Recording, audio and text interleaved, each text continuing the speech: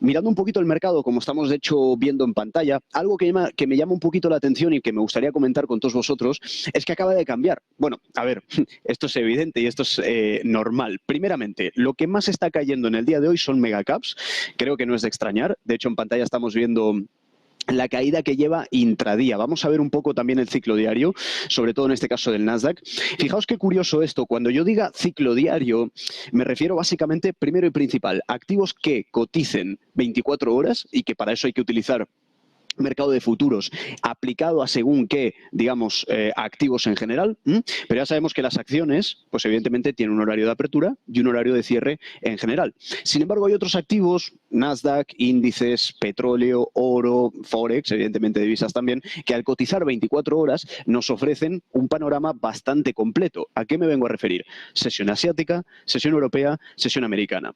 Si podemos poner un segundito en pantalla nuevamente los gráficos, sobre todo para ver lo que os estaba diciendo ahora, ¿no? Que esto ya no viene de una caída que está viendo ahora en sesión americana. Miremos precisamente lo que estamos viendo en pantalla, Nasdaq 100, gráfico de 15 minutos, y démonos cuenta, y esto no es algo muy habitual realmente. Cualquiera que lleve un tiempo en el mercado sabrá que por lo general la sesión de Asia tiende a ser lateral, ¿verdad? Bueno, pues hoy lo que hemos tenido es lo que se llamaría un ciclo diario de continuación. ¿Qué significa? Asia bajista, Londres bajista y de momento lo que estamos viendo es Estados Unidos también, la sesión de Wall Street que está siendo bajista. Vamos a ver cómo cierra. Por eso estamos hoy en el cierre de Wall Street, para empezar a barajar e intentar digerir todo lo que está ocurriendo hoy en los mercados, que no es poco, es bastante, pero lo primero que estamos viendo es esto, justamente lo que vemos en pantalla. Asia cayendo, Europa cayendo, Estados Unidos cayendo también, Nasdaq 100, y ahí es donde le empezamos a encontrar absoluta lógica a lo que estamos viendo también ahora en pantalla. Mega caps con un desplome importante, importantísimo. ¿A raíz de qué?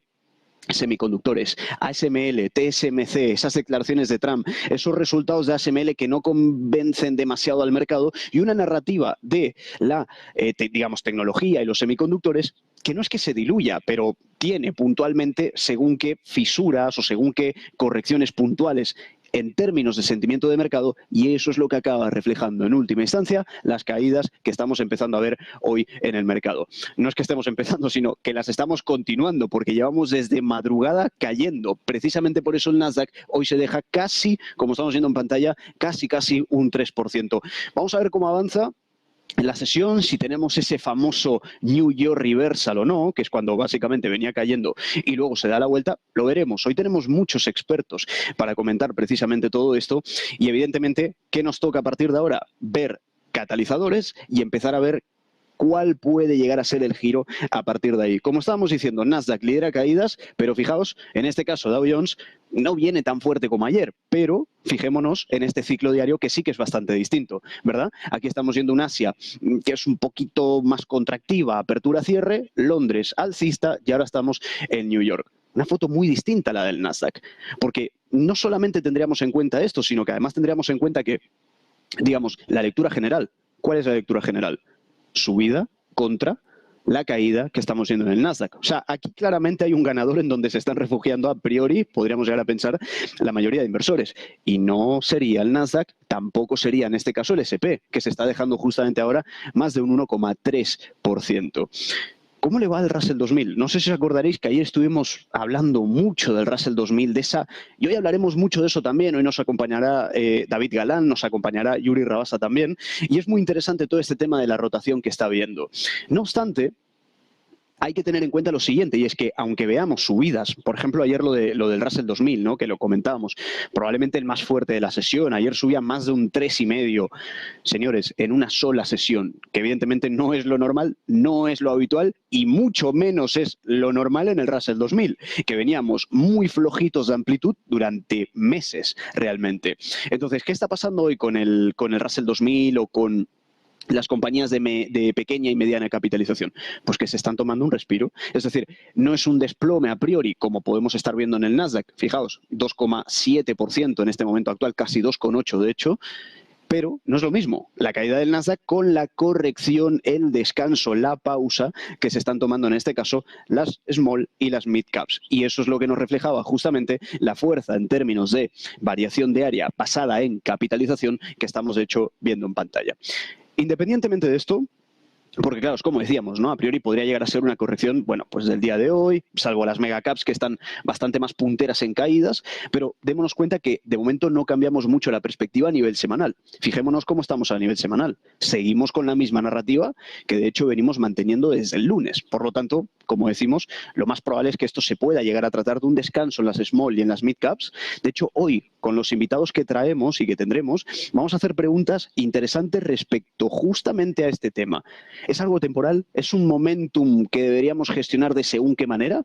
¿O han venido aquí para quedarse en base a esto precisamente que son las expectativas de recorte de tasas? Recordemos que fue un grandísimo catalizador junto con esas declaraciones de Donald Trump, junto con esos resultados de inflación, junto con esas declaraciones de Jerome Powell que decía que no es necesario que la inflación llegue al 2% para recortar tipos, ¿no?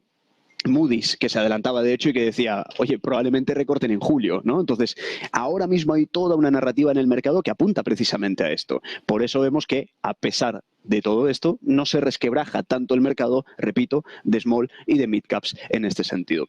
Fijémonos, esto es interesante, fuerte repunte que está teniendo el petróleo. Ayer lo teníamos con caídas, de hecho, me acuerdo, bastante fuertes, bastante importantes. Hoy vimos digamos, un repunte, una remontada de más del 2%. Fijémonos en el ciclo diario que ha tenido en este caso, o que de hecho está teniendo porque no ha terminado la jornada. Estamos en el cierre de Wall Street, pues no ha terminado la jornada. Asia, contractiva, no vamos a decir lateral. ¿Sabéis por qué no podemos decir lateral? Pues es un concepto muy básico de mercados que es apertura versus cierre. Y si Asia abre aquí y cierra aquí, pues no ha sido una sesión lateral. Lo que sí ha podido llegar a ser, sobre todo si lo comparamos con esta, que es la sesión de Londres, es una jornada, una sesión más contractiva. En términos de movimiento contractiva, pero no lateral. No sé si me explico. Y en cualquier caso alcista. Abrimos en un punto, cerramos en otro y luego lo que tenemos en Londres es una subida apoteósica. Y lo que estamos viendo ahora en New York es estancamiento, consolidación, lateralidad. Para verlo un poquito más claro, nos vamos a 5 minutos y de esta manera lo vamos a ver bien. Lo vemos, ¿no? Es decir, toda la subida que estábamos trayendo en Londres, ahora mismo en New York se estanca. A partir de ahí es donde a veces nace el concepto de New York Reversal. No nos vamos a adelantar a nada porque en el fondo no estamos haciendo predicciones, estamos únicamente comentando lo que está ocurriendo ahora en el mercado. Pero lo que sí es un hecho es que se está estancando el petróleo justamente hasta ahora. Pero que en términos agregados de todo el día de hoy es una subida espectacular y recupera muy mucho toda la caída que no solamente estábamos viendo ayer. Fijémonos que ahora mismo el petróleo está cotizando en $82 por barril. Pues nos tendríamos que remontar al 15 de julio, es decir, bueno, hace 2 días en este caso, no ayer, sino el lunes, para encontrar ese mismo nivel. Y si nos vamos un poquito más atrás, fijémonos que, aunque esté empezando poco a poco a encaminar, digamos, esas subidas, de momento se enfrenta o se podría llegar a enfrentar a según qué resistencias. Pero eso lo comentaremos hoy con los invitados que tenemos para hablar un poquito de análisis directo de algunos activos. Y de momento lo que vamos a estar haciendo es comentar algunos de los gráficos. Hoy, de hecho, tenemos un directo muy importante a las 8:30 el secretario de Estado Antony Blinken, que se reúne en este caso con la secretaria de Relaciones Exteriores de México, Alicia Bárcena, del Departamento de Estado de Estados Unidos. Así que estaremos atentos a este directo y en el momento en el que lo logremos conectar, nos vamos al directo, comentamos un poquito en 5 minutos lo más destacado y volvemos de vuelta, ¿vale? Así que, de momento, habiendo visto o habiendo echado un repaso general, vamos a ver, antes de pasar a los gráficos del día, un poquito el dólar. Vemos que se sigue debilitando a medida que aumenta las probabilidades de recorte de tasas y está amenazando justo con ese soporte del cual estábamos hablando ayer. Yo no sé si os acordaréis, que de hecho lo hablábamos también con una invitada analista técnica en este caso, que era Alba Puerro, y decíamos, cuidado con ese 104, ese 103,5, no, 104 de hecho, en el índice del dólar, porque la pérdida de este nivel, teníamos abajo ese 102, bueno, de momento parece que lo que estamos viendo es que se está llevando a cabo esa rotura. Veremos cómo acaba todo esto, pero esto en última instancia lo que acaba reflejando de forma lógica, colateral y directa, que es euro-dólar arriba. Claro, recordemos, euro-dólar cotiza en tipo indirecto y si el dólar cae, pues euro-dólar sube, efectivamente.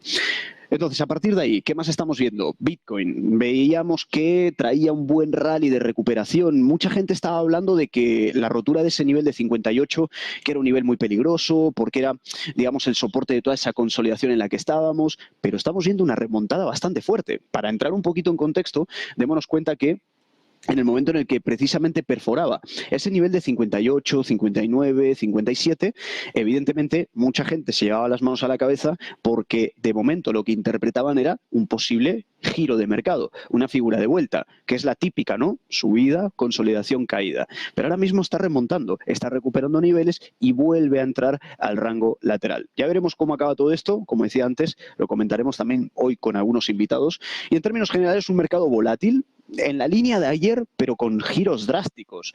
Porque ayer, por ejemplo, S&P y Nasdaq, que decíamos que eran los más rezagados y que el líder de la jornada era el Russell 2000, hoy también, ok, pero hoy están cayendo bastante, cosa que ayer no, ¿vale? Así que hay demasiado que comentar en ese aspecto. Oro se toma un pequeño descanso. Recordemos que ayer lo comentábamos con Eduardo Bolinches en el consultorio, estaba rompiendo máximos, estaba nuevamente en máximos históricos y hoy lo que estamos viendo es que se toma un respiro. Ciclo diario, para entenderlo también un poco. Más que respiro es una lateralidad. Yo no sé si nos damos cuenta, voy a poner pantalla completa, fijaos, Tokio, Londres y New York, Tokio lateral, Londres, más o menos lo mismo y de momento tenemos un New York que está de momento siendo bajista. Pero en términos generales podríamos llegar a decir que tras tanta subida, pues a veces este tipo de contracciones, pausas, relajación, estos movimientos un poquito más contractivos, pero no muy verticales, suelen responder a una pauta bastante normal de mercado, que es descanso tras una subida. Pero de momento podríamos llegar a priori ver, como decía, también lo comentaremos con invitados, que de momento no parece haber roto demasiado la tendencia predominante que llevábamos, ¿no? Así que bueno, vamos a estar comentando todo esto y mucho más. Hoy es un punto muy importante también a comentar y es que hoy se publica el libro Beige de la FED y de hecho lo vamos a estar comentando en este caso, no sé si lo tenemos ya por aquí, a Diego Puertas, analista en Serenity Markets. ¿Cómo estás, Diego? Bienvenido. Hola, muy buenas, encantado de estar por aquí. Nuestro placer también, como siempre. Te quería preguntar en este caso, Diego, ¿cómo has estado viendo no solamente la jornada de hoy, que como estábamos de hecho comentando justamente ahora, un poquito convulsa, un poquito distinta a la jornada de ayer, ¿no? Veíamos, digamos, el tema de la rotación de small y de mid caps está bastante comentado esta semana, pero lo que sorprende a priori hoy es esa caída, o no sorprende, no sé si decirte que sorprende o que no sorprende, esa caída fuerte en el Nasdaq. Te pregunto por esto y luego te pregunto por el libro Beige de la FED, a ver qué has podido ver por ahí y qué nos puedes compartir. Perfecto. Bueno, la caída de hoy, lo cierto es que a mí no me sorprende mucho. Sí que es cierto que ya veníamos con la última semana, los que seguimos mucho los flujos, viendo que algo se estaba deteriorando, que sobre todo aguantaba mucho o era difícil que corrigiera el mercado debido a que la gama larga, si nos vamos al mercado de opciones, estaba impidiendo que hubiera grandes movimientos, pero una vez que eso desaparecía de cara a mediados de mes, también desaparecían estas dos semanas tan positivas a nivel estacional, eso sí que es cierto que iba a ir desapareciendo poco a poco y al final ha acabado pues con el tropiezo de hoy, que por otro lado, tú mismo lo has dicho antes, que puede ser más bien correcciones. No, he entrado justo con el activo que estabas, pero has hablado de correcciones tras un movimiento al alza muy fuerte y al final eso es algo que debe de ocurrir, por supuesto.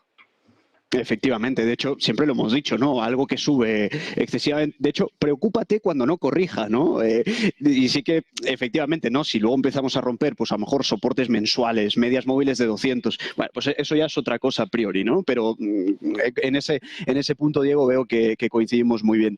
Lo otro que te estaba comentando era el tema del libro Beige de la FED. ¿Qué has podido ver, no? Porque en los anteriores libros habíamos visto un poquito algunos cambios. Es normal, yo creo, la adaptación y los cambios según los distritos en este caso, pero algo que te haya llamado la atención concretamente del libro, que de hecho se ha publicado hace nada, 5 minutos si no me equivoco, algo que te haya llamado la atención que nos quieras compartir. Bueno, pues lo poco que me ha dado tiempo a revisar, evidentemente no he podido ir al detalle con los distritos. Debo decir que nunca voy al detalle en este informe. Yo este informe le reviso bastante, pero nunca voy al detalle con los distritos, a no ser que haya algún titular fuerte, porque creo que no es un informe ni mucho menos realmente importante. Por ejemplo, en el día de hoy, pues considero que los comentarios de William, gobernador de la FED, o de Barkin, son más importantes.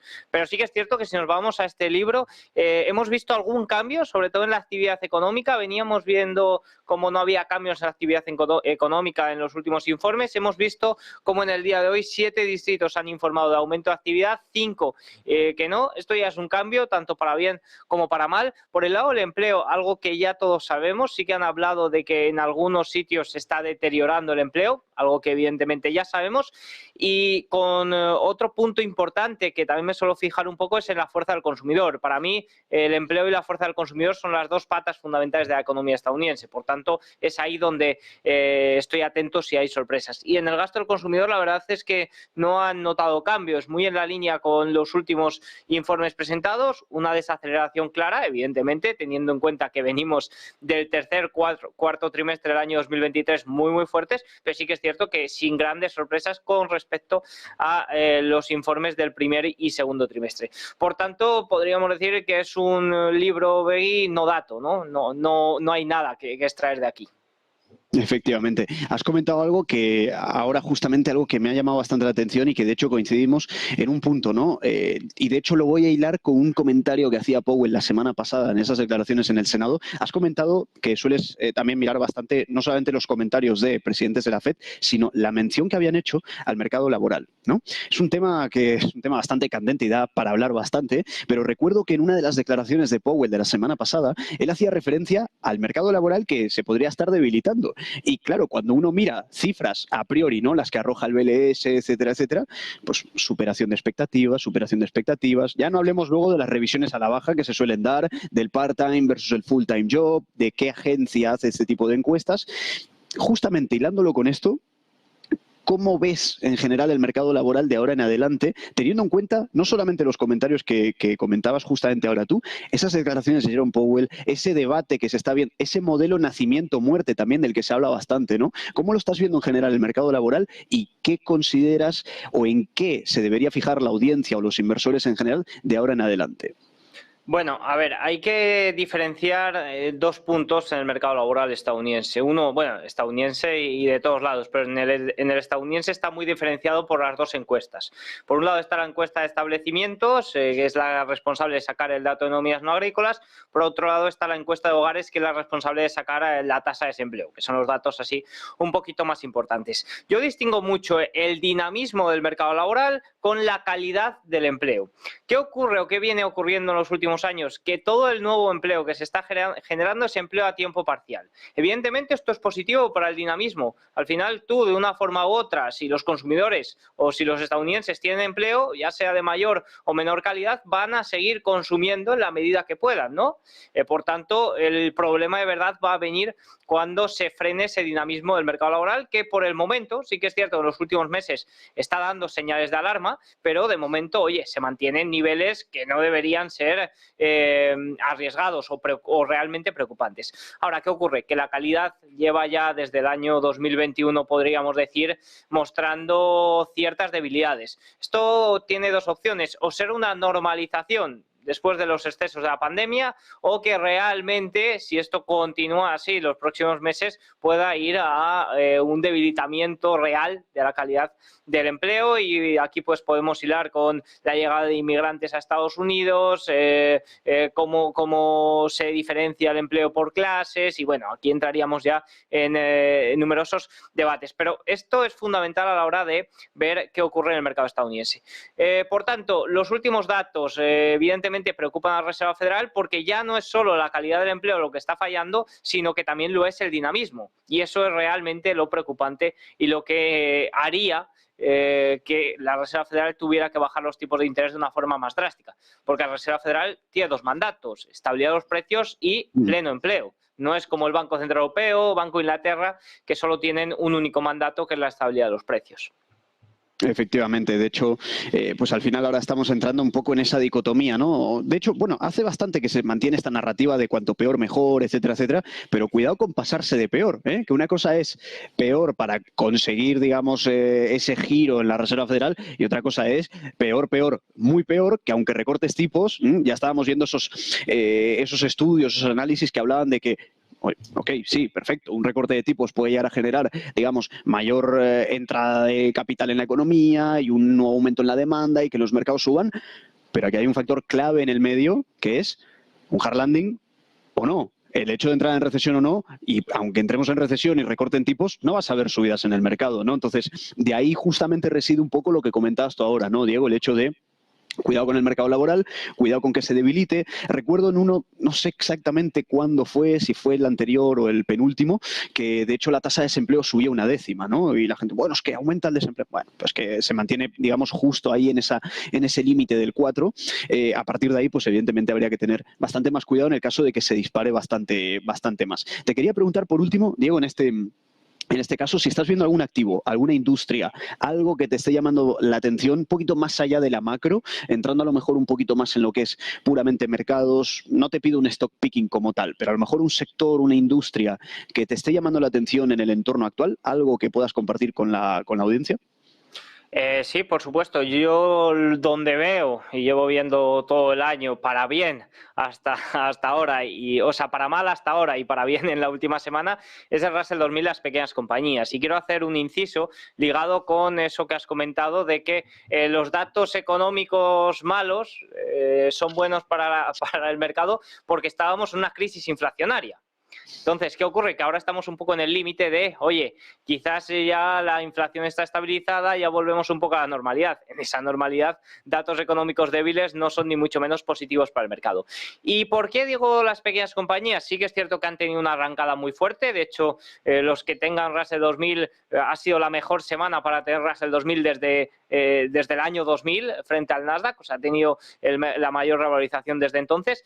Y no sé si es realmente la arrancada fuerte o no, o sea, la arrancada que le va a llevar a máximos y que va a alcanzar esos niveles de 2021 y que se va a poner al día ya con el Nasdaq, porque hay un riesgo y es eso. Es que la economía pegue un frenazo mayor del que se está descontando. Y me da mucho miedo, si te soy sincero, estas 7 semanas entre la reunión de julio y la reunión de septiembre. Es decir, en estos momentos se está descontando que tiene que haber una baja de tipos. Todos los datos apuntan a que tiene que haber una baja de tipos. Pero me da miedo que los datos se pongan feos de verdad entre finales de julio y septiembre, que se lleve a cabo esa bajada de tipos. Y si los datos se ponen feos de verdad, las pequeñas compañías evidentemente van a corregir. ¿Que puede que corrijan menos que el Nasdaq, que las grandes tecnológicas, porque básicamente han estado descontando durante estos meses mucho más que las otras compañías? Pues posiblemente, pero seguramente vuelvan a ese rango de consolidación en el que han estado durante todo el año. Y aún así, volviendo a esos niveles, en cuanto la recesión llegue y el consumidor estadounidense se estimula muy rápido y la economía estadounidense rápidamente se va a estimular con las bajadas de tipos, con la vuelta a políticas monetarias realmente expansivas, son las pequeñas compañías, es el grow las que de nuevo van a liderar el mercado. Por tanto, digo ahí, las pequeñas compañías, pero con ese asterisco que quería matizar. De hecho, me alegra saber esto y escucharlo por tu parte, Diego, porque yo pensaba un poco lo mismo, ¿no? Decimos, bueno, cuidado que al final estamos viendo un poquito de optimismo, subida. Sí que es verdad que le costó bastante salir de esa lateralidad al Russell 2000 y ahora ya lo estamos viendo en niveles bastante más altos. De hecho, si no me equivoco, es el alto más alto desde mayo 2022. Estamos en niveles de enero, justamente ahora, coincidente, 2.257, nivel de enero 2022. Le costó bastante. Muy de acuerdo con lo que has dicho justamente ahora, Diego. Yo creo que la audiencia habrá tomado nota de ello porque esto me recuerda constantemente lo que decíamos al principio, esos cambios de narrativa. Cuidado porque cuando a veces entramos en una narrativa, el mercado puede pasarse en el sentido de movimiento y luego cuando hay un giro brusco, un catalizador negativo, como estabas comentando tú justamente ahora, que castigue muy fuerte. Entonces, yo creo que en estos entornos, no sé cómo lo verás tú, esa gestión del momentum, ¿no? Sobre todo porque hay gente que, digamos lo típico, a veces vemos caídas importantes en alguna mega cap, pues oye, a veces se puede aprovechar por ser el driver, hilo conductor del mercado, pero no es lo mismo hacer eso en un mercado de small caps, que o de mid caps, obviamente, ¿no? Que son bastante más sensibles precisamente a este tipo de cosas. Pues yo creo que, como comentaba, ¿no, Diego? La audiencia seguramente habrá tomado buena nota de todo lo que has comentado. Desde aquí también les recomiendo a toda la audiencia que también miren los vídeos de Diego Puerta, son muy buenos a nivel de research y te ponen al día muy rápido, eso lo tengo que decir. Así que, como siempre, Diego, muchísimas gracias por acompañarnos y nos vemos en la próxima. Gracias, un placer, que vaya bien. Adiós. A ti, Diego, un saludo. Nosotros seguimos, en este caso estamos muy cerquita del directo para justamente ver esas declaraciones del secretario Anthony Blinken en Estados Unidos. De momento lo que vemos, si los compañeros me pueden pinchar la pantalla también, es un poco de normalización. Es lo que estábamos hablando ahora justamente con Diego, ¿no? Que justamente nos comentaba pues ese factor que hay que tener en cuenta ante todo esto que veníamos hablando. Esas esas small, esas mid caps que están liderando el mercado, cuidado con un viento en contra, porque el mercado suele castigar bastante fuerte esos cambios en la narrativa. Así que bueno, quedémonos con eso que era bastante importante también. Y vamos a ver un poquito más de mercado o algunos gráficos que tengo aquí justamente listos para comentar en el día de hoy, y en el momento en el que tengamos que ir al directo, pues para allí que nos vamos, ¿no? Esto era algo de lo que estábamos viendo justamente durante el día de ayer y se comentaría en el día de hoy, que es justamente el modelo de GDP Now de la Fed de Atlanta. Y lo que señalaban, como ponemos justamente aquí, la estimación del modelo GDP Now de la Reserva Federal de Atlanta para el crecimiento del PIB del segundo trimestre mejoró al 2,5% desde el 2% del 10 de julio.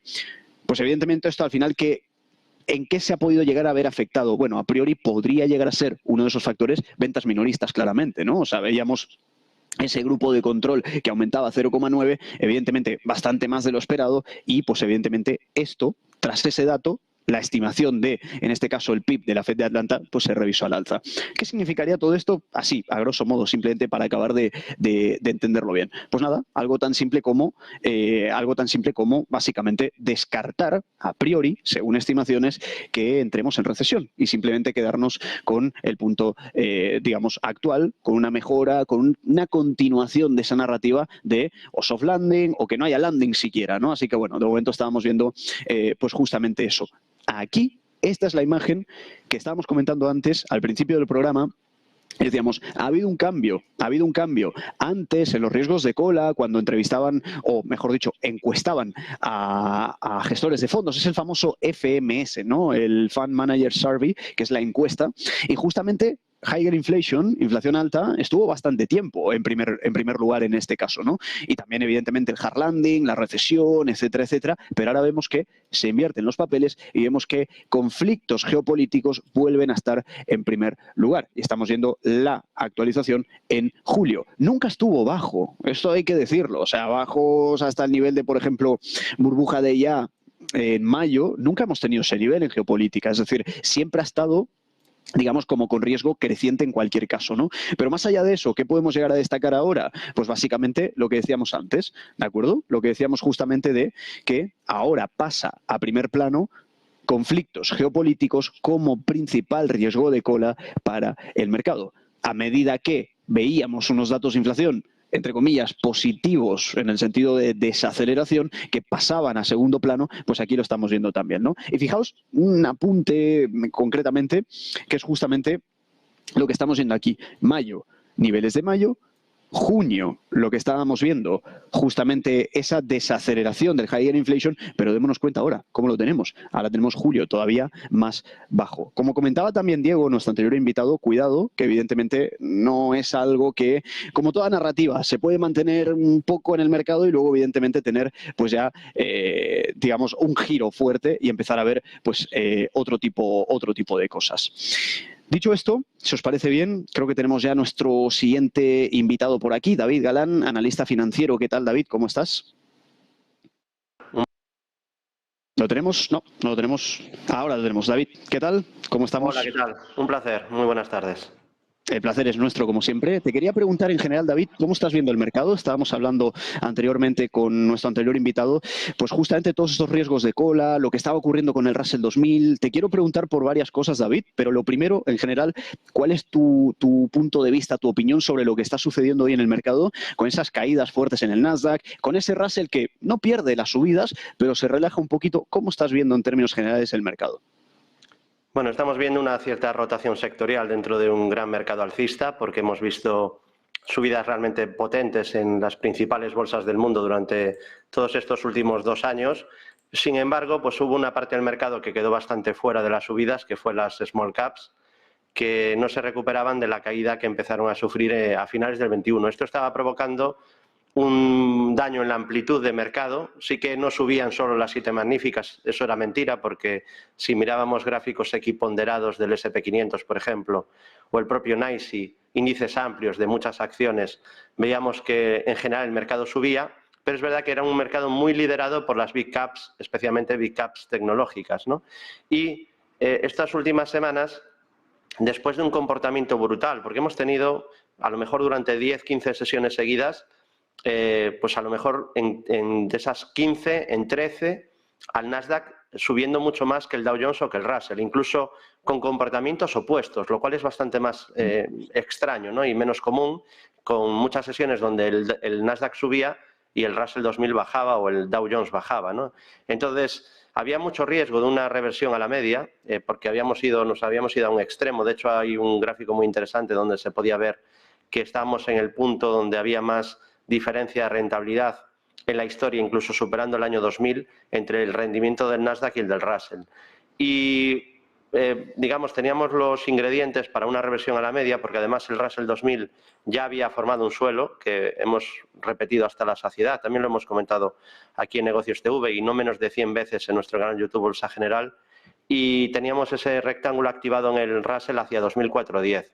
A eso se ha unido la ruptura de un triángulo simétrico, los precios se comprimen, forman esa figura de consolidación tras una subida bastante interesante, se apoya en la media 200 y una vez roto el triángulo, pues activa un nuevo objetivo, ¿no? En este caso, 2340. Así que hay buenas perspectivas para las small caps y ha habido un poco de rotación, ¿no? De venta de acciones Big Cap, que son lo que mejor funcionó. Además, no solo Big Cap, lo que mejor funcionó se ha vendido un poco, hay quizá menos potencial, se ha vendido, hay una cierta corrección en valores tipo Costco, luego todas las tech, ¿no? Amazon, Alphabet, Facebook, etcétera.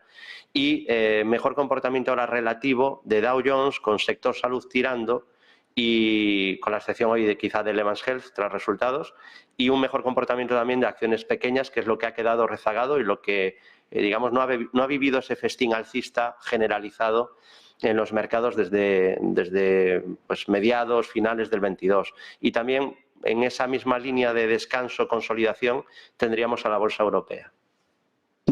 Has comentado una cosa ahora que me ha llamado la atención, David, que hablabas justamente del RSP, ¿no? De ese SP500 Equal Weight, y me ha dado justo por mirarlo ahora un poco en la pantalla, lo he solapado con el SP500, bueno, a ver, hacía tiempo ya que habían perdido cierto grado de correlación, pero me llama la atención una cosa, David, no sé si de hecho le podríamos echar un vistazo desde tus gráficos, es la rotura que acabamos de tener, te lo confirmo ya mismo, de hecho se llevó a cabo ayer la rotura de nuevos máximos y estamos oficialmente en máximos históricos en el Equal Weight, en el equiponderado del SP500. ¿Cómo ves esta perspectiva, no? Porque a veces podemos llegar a hablar de que pues efectivamente rompemos máximos históricos, pero máximo que supera máximo anterior, como hablamos a veces mucho en análisis técnico, pues a veces tiende a corregir un poquito, siempre y cuando no acabe de perder tendencias. ¿Cómo lo estás viendo justamente? ¿Qué perspectiva o qué proyección le podríamos llegar a dar teniendo en cuenta la rotura que se acaba de confirmar ahora y que además va todo esto bastante en línea a lo que estabas hablando tú justamente ahora? Toda esa rotación, ese Russell 2000, esas small y esas mid caps que estábamos hablando también antes con Diego.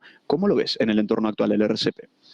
Sí, nosotros en Bolsa General monitorizamos mucho el mercado, un montón de indicadores de market timing, de amplitud de mercado, porque creo que es una de las herramientas que más pistas nos da, ¿no? Y porque no creemos en ser inversores que intentan pronosticar el futuro, el ser humano es pésimo prediciendo, sí creemos en que podemos sacar partido de lo que está pasando, ¿no?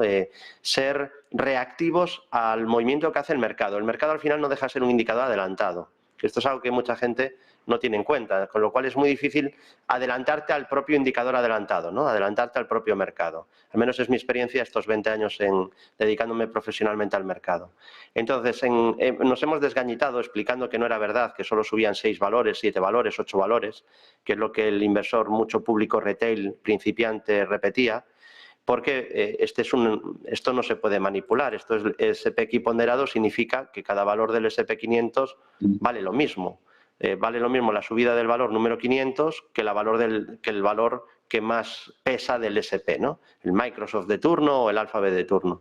Entonces, como podemos ver aquí, ya hace tiempo está en tendencia alcista, se ha dado ruptura, como comentas, de máximos históricos y además aquí tenemos otra vez lo mismo que veíamos antes en el Russell, ¿no? Subida fuerte, esto es una pauta bastante común, subida fuerte, consolidación con presión de precios en una figura de consolidación, en este caso otro triángulo, y efectivamente se ha producido una ruptura, un breakout, hace un par de sesiones, y con la ruptura de triángulo podemos marcar un objetivo teórico hacia 7.302.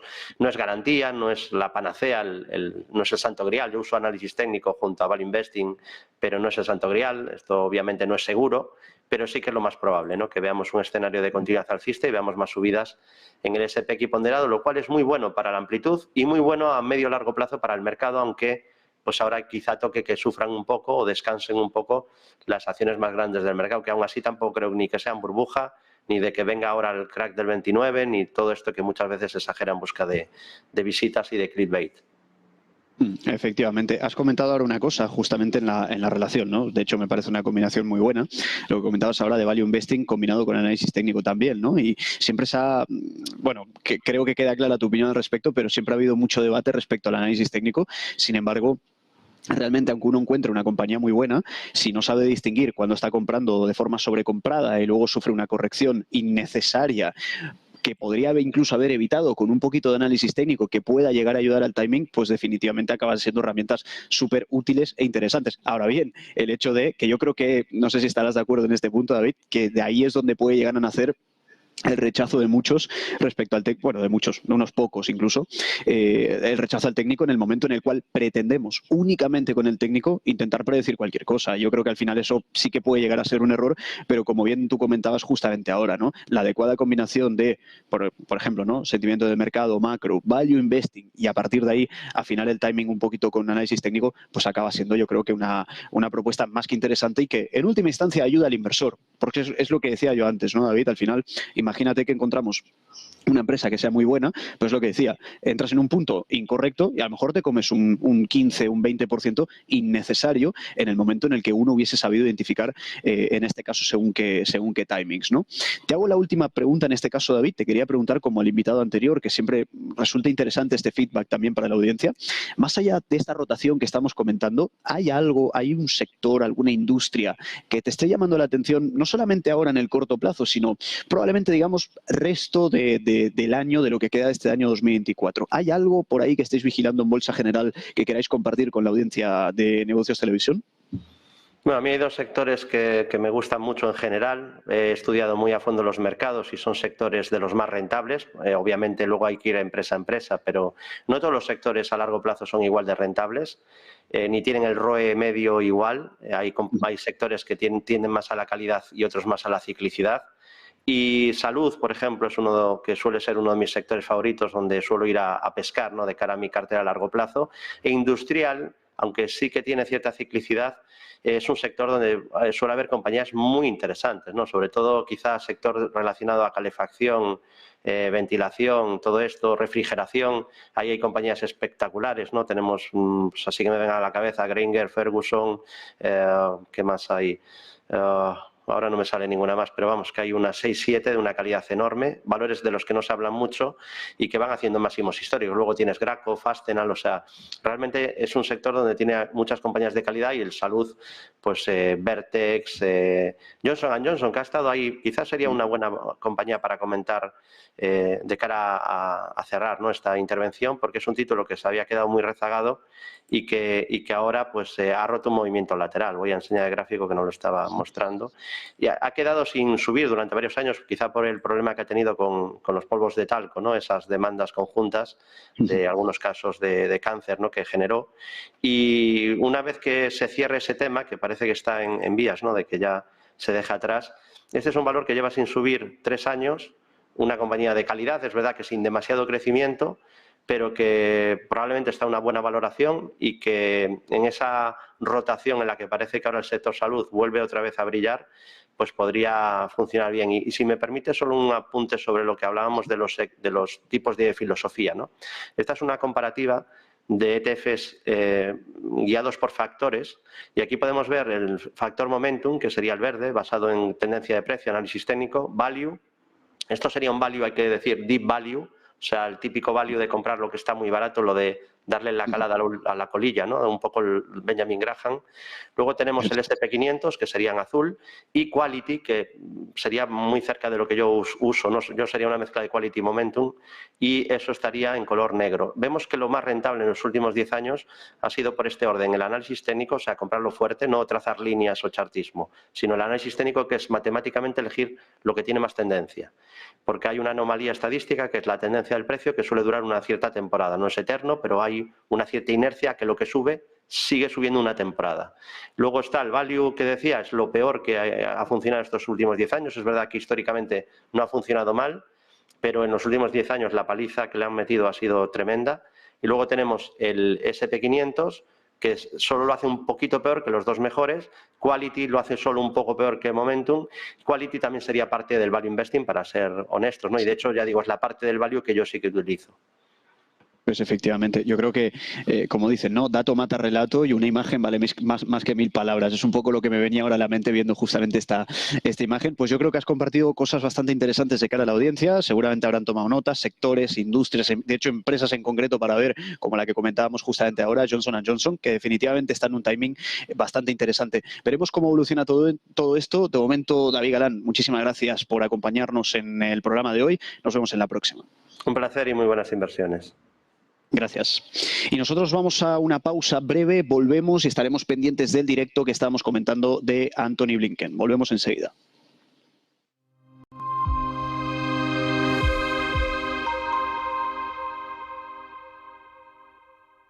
Vuélvete máster en transformar tu carrera. Obtén tu Master in Management con doble titulación de Tulane University, Estados Unidos, y de UFM, en Madrid.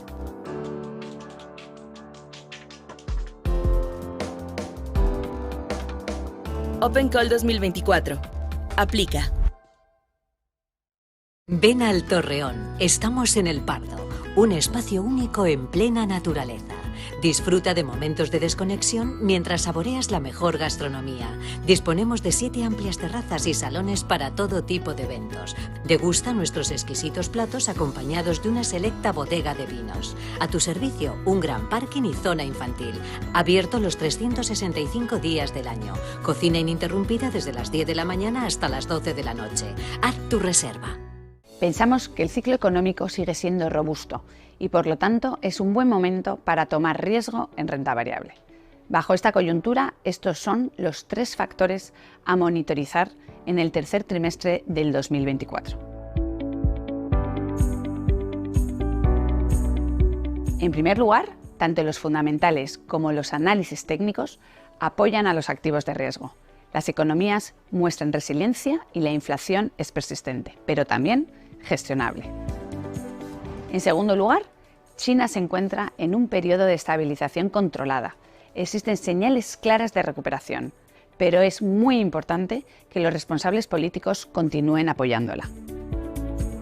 Y por último, en tercer lugar, dada la dispersión en los mercados, este es un buen momento para las operaciones tácticas.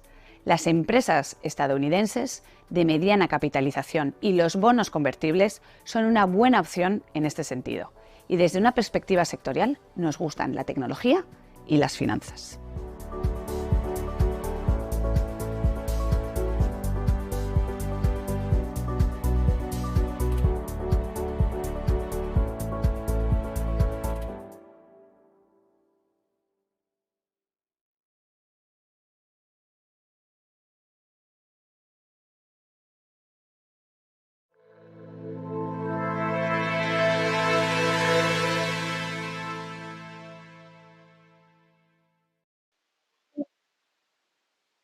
Y estamos de vuelta en Negocios Televisión en el cierre de Wall Street y vamos a continuar un poco con los últimos gráficos que estábamos comentando anteriormente y, como decíamos, justamente a la espera de ese directo del secretario de Estado, Antony Blinken. Vamos a ver qué podemos llegar a rescatar a partir de ahí en esa reunión pendiente que tenía.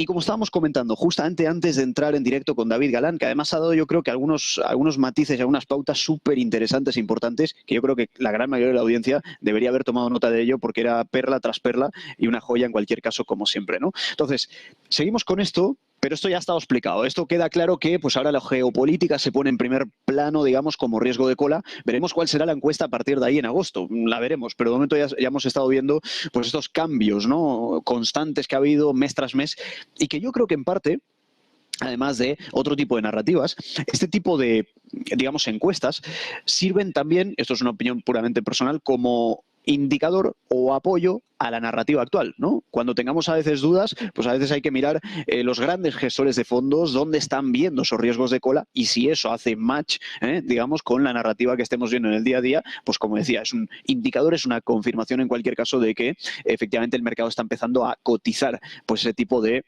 sucesos, catalizadores, acontecimientos y pues este tipo de cosas en general. Siguiendo también en este caso con el Research de Bank of America, además, siguiendo también con el FMS, que era el Fund Manager Survey, la encuesta gestores de fondos, fijémonos en lo siguiente. Título en pantalla: el sentimiento del FMS de julio cayó al nivel más bajo en 4 meses debido al creciente pesimismo macroeconómico. Evidentemente es digno de debate probablemente el tema de los resultados macro que han estado viendo, pero si nos damos cuenta, bastante revelador el gráfico porque también nos habla de, fijaos, guerra comercial en este entorno, año 2019 lo teníamos en mínimos, llegamos COVID, pues evidentemente caída, recuperación bastante fuerte, fijaos, la quiebra del SVB Bank, que la conocíamos hace cuestión de unos pocos meses. En general, hemos tenido un gran repunte a partir de ahí, pero ahora mismo vemos un debilitamiento. ¿Qué hay detrás de todo esto? ¿Es excesivamente relevante ver este tipo de giros? No sé cómo lo veréis desde el chat, desde la gente que nos está viendo en directo, pero sin embargo, yo en lo personal destacaría algo, a ver si os sirve o si no sirve.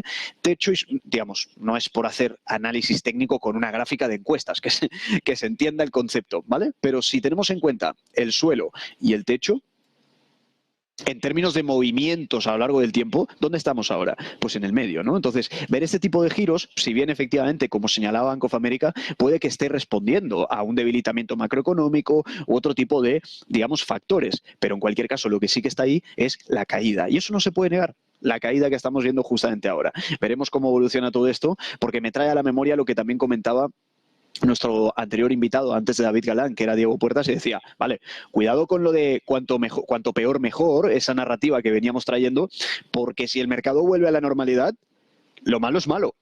No sé si me explico. Entonces, cuidado con todo eso, porque a medida que vamos entrando en una fase de normalización del mercado y empezamos a seguir viendo datos malos, cuidado porque ahí empieza a tener probablemente bastante sentido este giro en las encuestas que estamos viendo y, como comentábamos en el título, baja o al nivel, digamos, más bajo, cae al nivel más bajo, mejor dicho, en 4 meses debido al creciente pesimismo macroeconómico.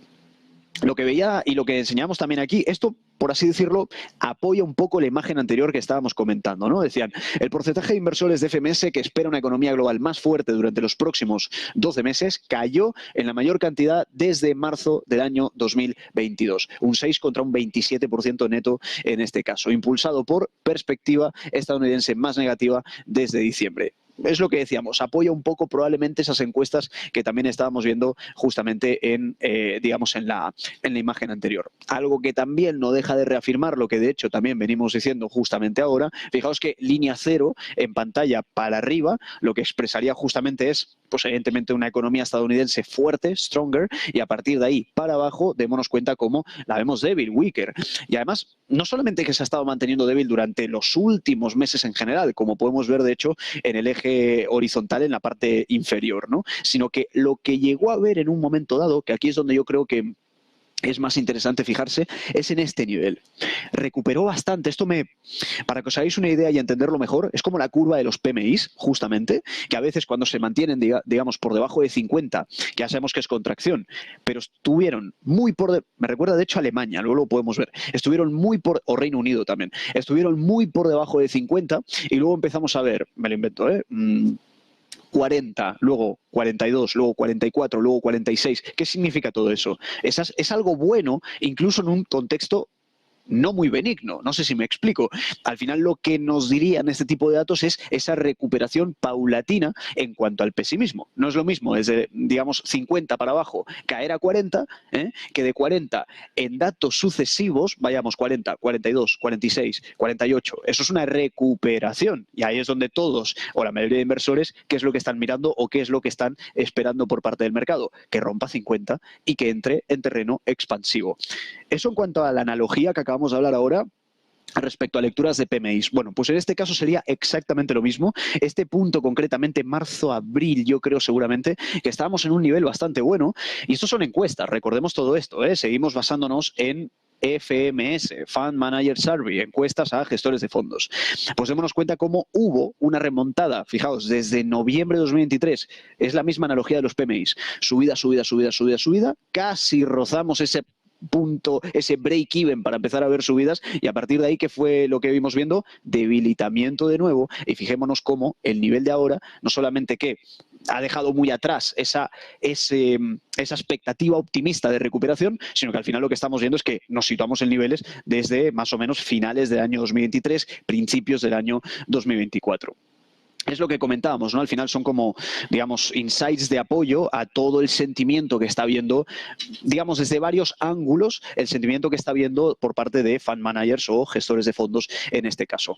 Fijaos en esto, también siguiendo con el FMS, porque esto es muy interesante, muy revelador. Hay gente que utiliza lo del FMS como la famosa teoría de la opinión contraria, ¿no? Y dicen, bueno, es que a mí un banco de inversión, ¿por qué me va a decir que está optimista o pesimista si él quiere que yo pierda? Y ahí es donde se entran en debates o en según qué conspiraciones que serían dignas de estudiar, muchos titulares puntualmente de recomendaciones de grandes bancos, que luego acaba ocurriendo lo contrario. O sea, que a veces necesitarán papel, sí, no, lo dejo a vuestro criterio, ese debate, esa conspiración, pero sin embargo esto, digamos, combinándolo con todo lo que estábamos diciendo justamente ahora, ¿de qué nos habla en este caso? De vuelta, FMS, gestores de fondos. Decíamos, la política monetaria es demasiado restrictiva según el 39% de inversores de FMS. El porcentaje, ojo, cuidado, más alto desde, fijaos qué fecha, noviembre de 2008. Yo os voy a decir la verdad, no soy muy fanático de comparar burbujas.com, comparar crisis subprime 2008, creo que todos los contextos son distintos, pero sí que es verdad que hay según qué indicadores que a veces suelen poder coincidir, ¿no? Y bueno, lo traemos un poquito a la mesa para simplemente evaluarlo, pero no buscando un sesgo excesivo, probablemente. Simplemente tenerlo en cuenta, nada más. Entonces, fijémonos en qué momento estamos llegando, julio 2024, y qué opinan que, evidentemente, la política monetaria está siendo muy restrictiva. Y muy restrictiva no es que, digamos, del nivel actual, el spread, el binomio 5,25, 5,50 de los tipos de interés de la Reserva Federal, no significa que no sigan estando restrictivos independientemente de una caída. Es de ahí donde viene, quiero imaginar, quiero creer, la encuesta a los gestores de fondos. No estamos hablando necesariamente de, fijaos, no estamos hablando necesariamente de esto, del FedWatch Tool, de un recorte, digamos, en septiembre. Es que da igual. O sea, y esto me trae un poco a la memoria la tasa neutral. O sea, si estamos en 5,25, 5,50 y a partir de ahí, imaginaos, hipotético ejemplo, hipotético escenario, bajamos de 5,25 a 5,50, bajamos a 5, 5,25, ya sabemos que siempre se lee en binomios, en este caso en el spread, sigue siendo una política monetaria restrictiva. ¿Por qué? Pues que evidentemente se mantiene. Hay muchos que utilizan esta comparativa que es la tasa neutral, ¿no? En el momento en el cual nos mantenemos muy por encima de la tasa neutral igualmente, un recorte de 25 puntos básicos, obvio que le quita un poco de, podríamos llegar a decir, obvio que le puede dar aire a la economía, pero sigue siendo bastante restrictivo. Esto nos recuerda probablemente Banco Central Europeo, ¿no? ¿Se ha llevado a cabo el recorte de tipos? Sí. ¿Le da más aire a la economía? Hombre, yo creo que en parte, al menos un poco sí. ¿Por qué? Directamente hay que mirar el Euribor, por ejemplo. La gente que tenga hipoteca tipo variable va a estar pagando menos los próximos meses. O sea, efecto tiene, por supuesto que tiene. Pero en el momento de ahí a considerar que ya no sea restrictiva, no sé si me explico, hay un trecho, ¿me explico? Entonces, esto es precisamente lo que reflejaba la imagen que estamos viendo justamente ahora mismo en pantalla. Seguimos a la espera del directo de Anthony Blinken, en el momento en el que estemos lo comunicaremos y seguiremos para allí.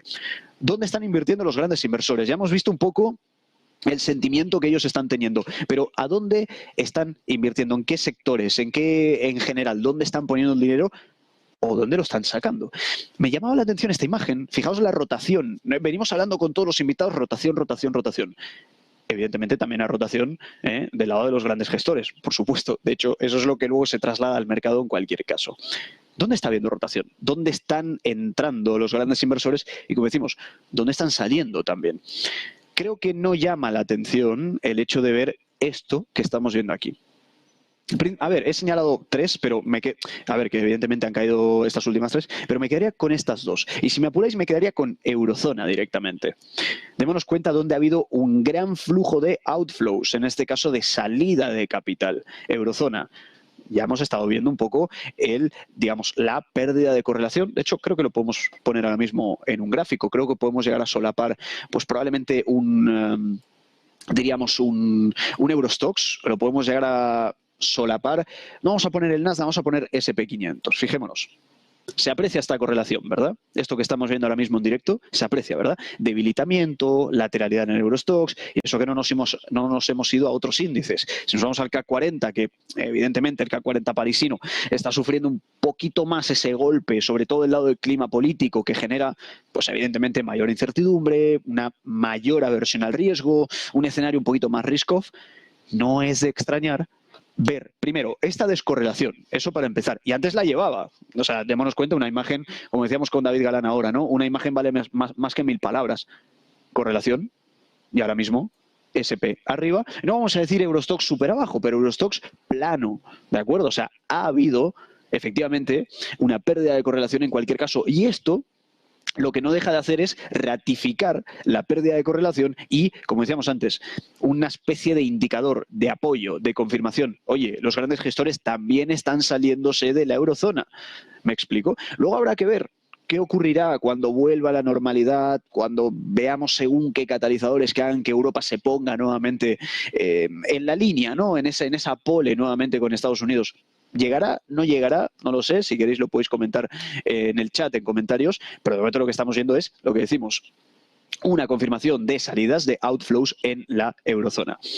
¿Pero dónde están invirtiendo? Porque esto era lo malo, por así decirlo. Ah, y me olvidaba, commodities también. Hemos estado viendo un mercado de commodities muy debilitado. Aquí a lo mejor nos puede venir a la memoria, pues a lo mejor China, esos problemas que está teniendo con la demanda interna y pues que evidentemente, y externa obviamente, pero evidentemente genera y plantea un problema. No solo del lado de commodities, que eso daría para hablar, no sé si en el cierre de hoy nos dará tiempo, pero en otro cierre seguramente lo comentaremos, todo lo que está ocurriendo con las commodities en general. Muchas que están muy arriba, cacao, por ejemplo, y otras que están muy abajo, trigo, por ejemplo, ¿no? Dará que hablar, pero están saliendo de commodities, pero démonos cuenta que una cosa es una salida, no vamos a decir normal, pero fijémonos, hagamos la comparativa en la imagen. Esta es la salida en términos, digamos, porcentuales, y fijémonos, eurozona en la comparativa, digamos 1, 2, 3, digamos 2 veces y media aproximadamente en términos de comparación con la eurozona. O sea, mucha salida de capital por parte de grandes gestores en la eurozona. Y evidentemente consumo discrecional también. Bien, ¿dónde está entrando el capital? Es lo que decíamos antes, utilities. Sobre todo, lo más destacado es utilities, pero con muchísima diferencia. Esto nos podría llevar a...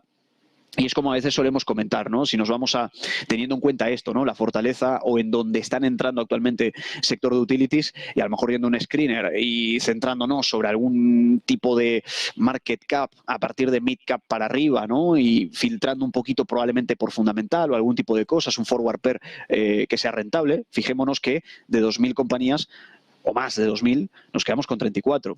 Estas son ideas, o sea, todo lo que comentamos aquí en este tipo de directos, primero, evidentemente, no es una recomendación de ningún tipo, pero sin embargo, intentamos instar a tener ese pensamiento crítico detrás de la pantalla, no solamente quedarnos con una simple imagen y nada más, sino tener a veces, digamos, esas ideas internas. Es como decíamos ayer, de hecho me recuerda un poco a esta misma imagen que estábamos comentando en el día de ayer, que era el desglose de las ventas minoristas, que veíamos que había una fuerte contracción en gasolineras, en vehículos y un incremento en ventas no tradicionales. Decíamos, señores, cuando estemos viendo, digamos, de forma continuada una parte o una sección de las ventas minoristas que continúa creciendo, pues eso a veces se puede llegar a transformar en buenas ideas o en el hecho de estar vigilando de cerca algún sector, alguna industria o algo por el estilo, ¿no? Entonces, esto es algo muy similar a lo que, de hecho, estamos comentando justamente aquí. Utilities, de momento, estamos viendo una gran entrada de capitales. Fijaos y atentos a este gráfico también, los spreads de crédito indican que el repunte de las acciones es inestable, lo que constituye la mayor advertencia desde la burbuja de las .com. Parece mentira, ¿verdad? Que decíamos antes justamente el hecho de que, al menos a mí en lo personal, no me gusta mucho hacer comparativa con las .com, etcétera, etcétera, pero traemos palabras de Bank of America, de hecho, en el research, que hacían esta comparativa, ¿no? Y básicamente, aquí os he intentado traducir un poquito el gráfico, dice, el gráfico muestra la diferencia de los spreads, es decir, diferenciales de tasas, entre bonos de alto rendimiento calificados como CCC y B desde el año 97 hasta el año 2024. Fijémonos en lo siguiente, observaciones, y ahora vamos a comentar precisamente todo esto. Este párrafo nos lleva a este punto, ¿de acuerdo?, en el cual comentamos, durante la burbuja de las .com, que es justamente esta línea de tiempo que estamos viendo aquí, hubo una gran divergencia entre los spreads. De hecho, fijaos, línea celeste, línea azul, ¿de acuerdo? Un gran diferencial. La manera más simple de entender todo esto es viendo luego lo que ocurría. Fijémonos, cuando se amplía el diferencial, luego ¿qué vemos? Pues evidentemente, ¿no? X sucesos en el mercado, crisis, etcétera, etcétera. Pero luego, ¿qué ocurre? Que luego vuelven a tener cierto grado de correlación. Fijémonos en la pantalla y démonos cuenta cómo van pegados posteriormente. Pero, sin embargo, cuando se dilata y cuando se abren esos spreads, acabamos viendo según qué problemas. Pues, a colación de esto, a raíz de esto, comentaba Bank of America que a partir del año 2024 observamos otra divergencia notable similar a la del periodo de las .com. Los spreads, línea azul clara, eje derecho, han aumentado significativamente con los spreads de crédito, en este caso tipo B, línea azul oscura, eje izquierdo. Es decir, nos venimos justamente aquí.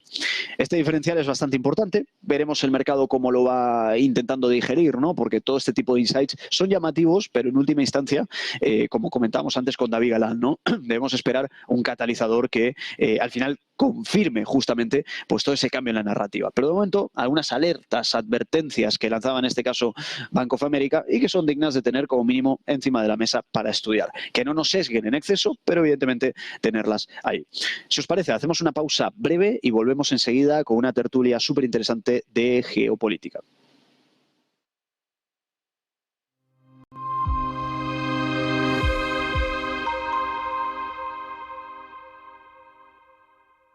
¿Verdad que no saltarías de un avión sin paracaídas?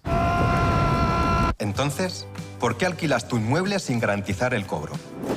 Con el nuevo servicio Garantía Indefinida SEAC, tienes garantizado el cobro del alquiler puntualmente. Defensa jurídica, daños por vandalismo y protección antiocupas. Alquila tranquilo, SEAC responde.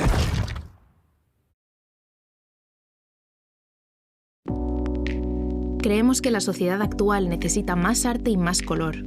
Le da a la gente la oportunidad de asimilar diferentes perspectivas. Es realmente un placer pintar este cuadro, porque es una hermosa imagen para comenzar. Lo último que pintaremos es el auricular en vez del pendiente. Using a classic and merging it with modern. This is very provoking.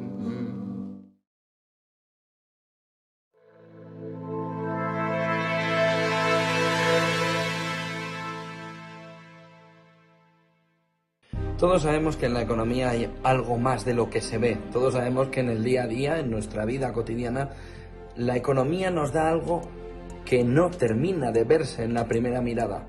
De ahí surge lo que la economía esconde. Un intento de ayudarte a descifrar qué hay detrás de todo lo que nos dicen, de todo lo que se ve en la fotografía principal, pero que está escondido en la parte de atrás. Lo que la economía esconde busca darte todas las claves para entender el mundo que nos rodea. Y para no quedarte simplemente en esa fotografía inicial, sino hacer zoom y ver qué es lo que de verdad está detrás escondido. Lo que la economía esconde busca sobre todo darte herramientas. Herramientas en un mundo complejo, herramientas en un mundo en el que a veces lo escondido es más importante que lo que nos están enseñando. Y eso es lo que intento descifrarte en lo que la economía esconde.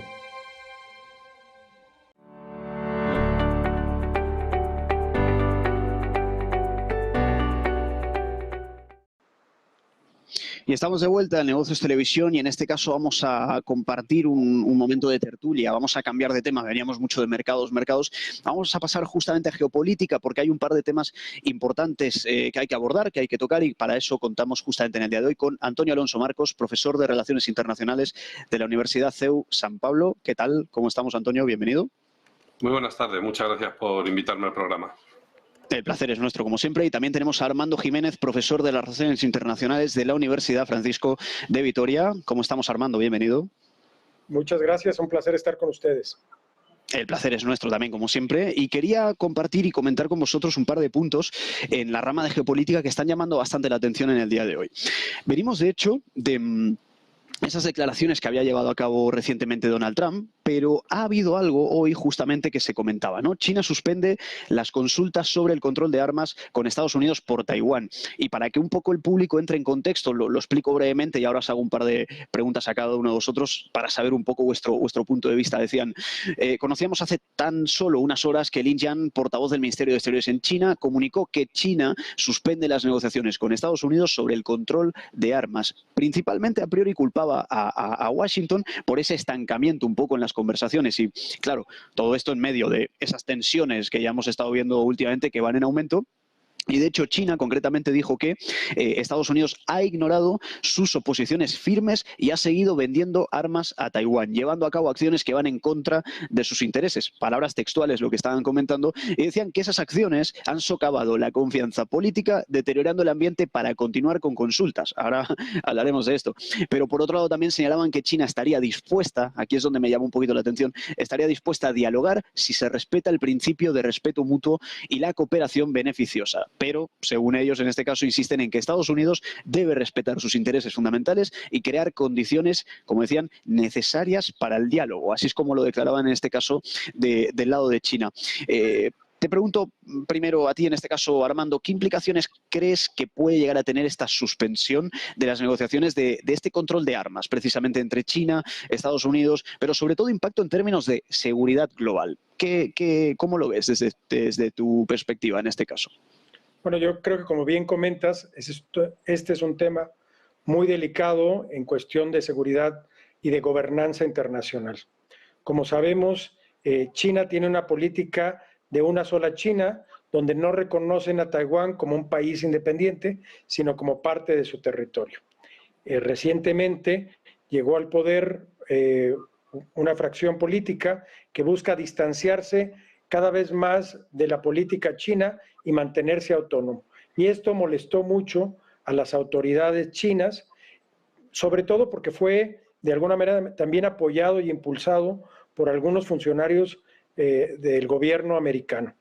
Y en este sentido, en este contexto global que tenemos de la lucha en la Unión Europea contra Rusia por el tema de la invasión de Ucrania, el tema de la venta y el uso de armas ha sido uno de los temas más sensibles y que ha generado más tensiones. Y yo creo que adelantando estas cuestiones, China ha puesto niveles altos para comenzar a negociar que no haya apoyo para Taiwán en la gestión de armamento o que pueda incrementar su defensa.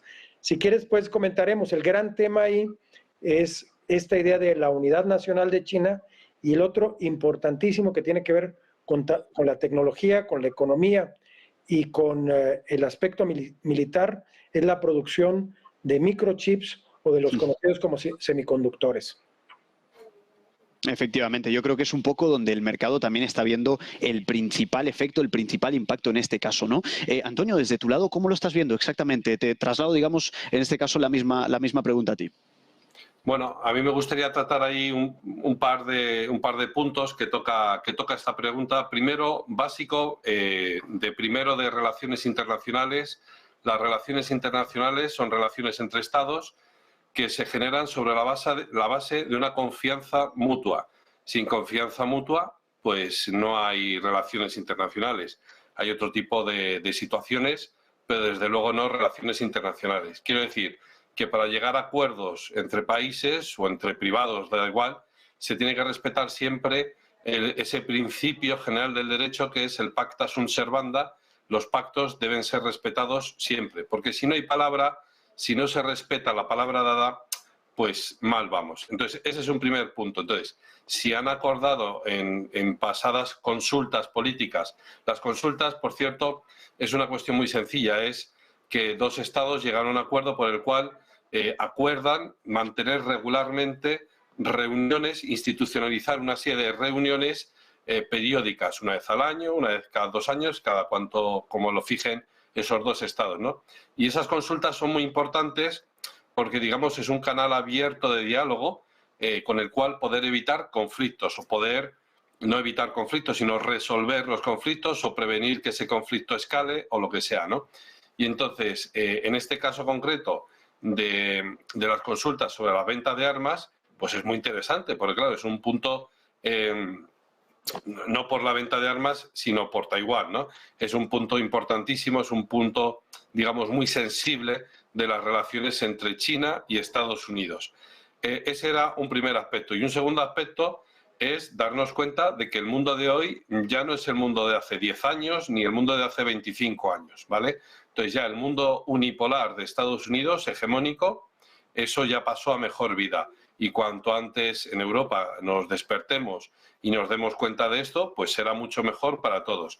Venga Trump, venga Biden, venga Michelle Obama, venga Pence, venga quien venga, eso da absolutamente igual. Digamos, la serie de dinámicas que se están poniendo sobre la mesa en estos momentos es la orientación hacia un mundo multipolar, en el que China, y este punto va concatenado con este segundo, en el que China ya no es un actor que contempla las escenas desde fuera, sino que es un actor relevante. De tal manera que hace 20 años, si Estados Unidos hacía algo que molestase a China, China se callaba. O si un presidente de Estados Unidos o vicepresidente o secretario de Estado o portavoz de la Casa Blanca decía algo que pudiera molestar a China, China se callaba. A día de hoy eso ya no existe, ¿eh? Podemos coger las declaraciones del portavoz del Ministerio de Asuntos Exteriores o del ministro de Asuntos Exteriores chino. Entonces cualquiera puede teclear en cualquier buscador estas frases, ¿verdad? Declaraciones del portavoz ministro de Asuntos Exteriores chino, y enseguida encontrará declaraciones por cada cosa que hace o dice Estados Unidos en contra de China o que pueda molestar a China, China pues salta, ¿no? Y además introduce, esto es muy interesante, introduce una serie de conceptos con los que no estamos habituados a manejarnos los europeos, ¿no? Entonces, cooperación mutuamente beneficiosa, armonía, etcétera. Son conceptos que son nuevos para nosotros, pero es que nos vamos a tener que ir acostumbrando, porque son los conceptos de las relaciones internacionales del siglo XXI. Entonces, acabando con el tema de los microchips, hombre, nos tenemos que dar cuenta de una cosa y tenemos que pararnos en serio. Quiero decir, tenemos que pararnos y ver cómo suena esto en voz alta, dicho en voz alta. Es decir, Estados Unidos está muy preocupado porque en Taiwán se producen microchips. Y entonces, como quiere proteger a esa fábrica de microchips, es capaz de iniciar una guerra, quieto parado, contra China. Vamos a ver. Es decir, si tú tienes unos intereses con un Estado o con un territorio o con una fábrica, tienes una serie de mecanismos y de instrumentos acordes con el derecho internacional.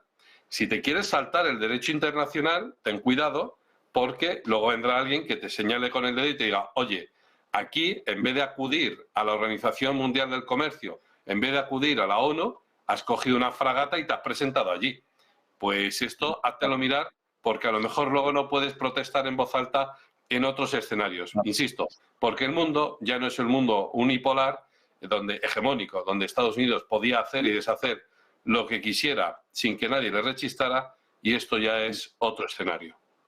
Efectivamente. De hecho, lo quería esto justamente traer e hilar con el siguiente punto, que era pues esas declaraciones también de Trump en torno a Taiwán y que debían pagar por su defensa. Si me aguantáis o si nos esperáis 5 minutitos, Armando y Antonio, que acabamos de entrar justamente en el directo ahora del secretario de Estado, Antony Blinken, que lo estábamos esperando, entramos 5 minutitos y continuamos ahora con la tertulia de geopolítica con Armando y con Antonio. Entramos en directo a las declaraciones, en este caso, de Antony Blinken.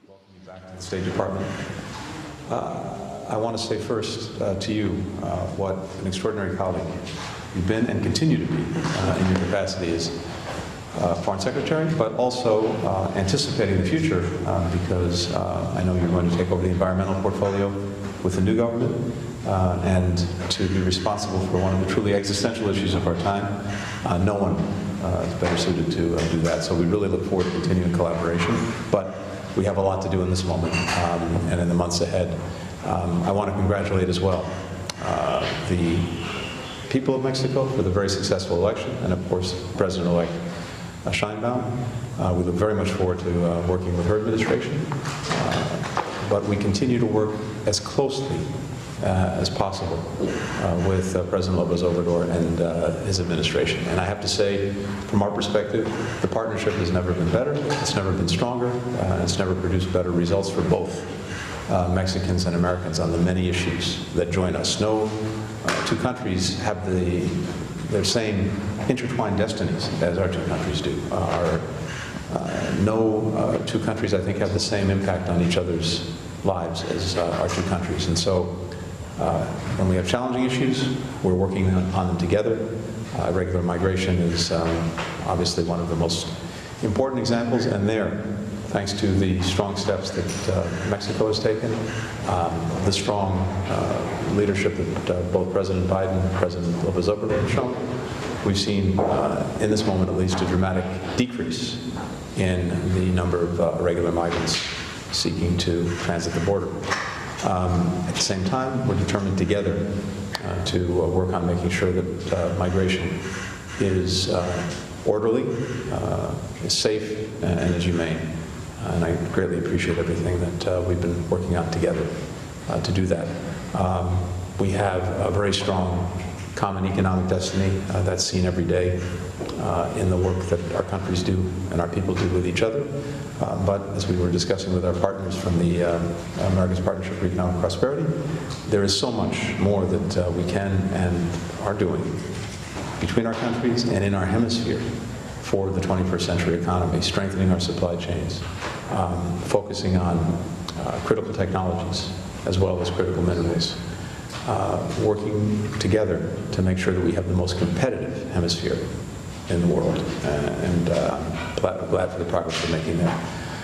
Citizen security, there again something that joins us together. We have mutual responsibilities, whether it's guns, whether it's drugs, to make sure that we're doing everything possible to give our citizens the secure lives they deserve so that they can pursue their lives in peace.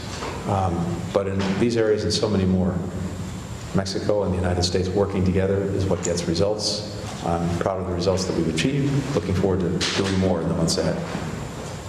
Well, thank you so much. It's really a pleasure to be here in the Department of State with my very good friend, I have to say, Antony Blinken. We have developed a wonderful relationship, and as you said very well, I think the relationship between the U.S. and Mexico is going through a very positive moment. We have mechanisms of dialogue. We have been able to engage in very fruitful conversations and with results, which is exactly what we're looking for.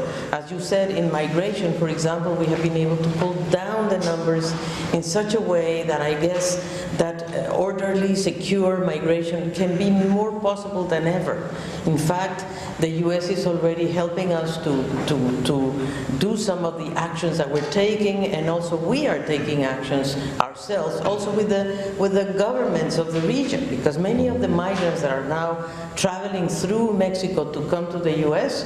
are not really Mexicans, are really more from countries of South America and Central America. So we are working hard with these governments precisely to make sure that we all work together with a vision of, I would say, migration is a phenomenon that will never stop probably, but at least we want to make it orderly, secure, safe, and therefore we are exploring many ways. For example, labor mobility, which is something that we are dealing with. And this meeting today on the prosperity, you know, the Alliance for Prosperity, Economic Prosperity in the Americas is so important because we believe that that's the edge where we have to go in terms of developing sectors that can engage not only Mexico and the US, but the whole hemisphere to generate employment. Because at the end of the day, people in human mobility are looking for opportunities and employment, and we want Mexico to be a good destiny.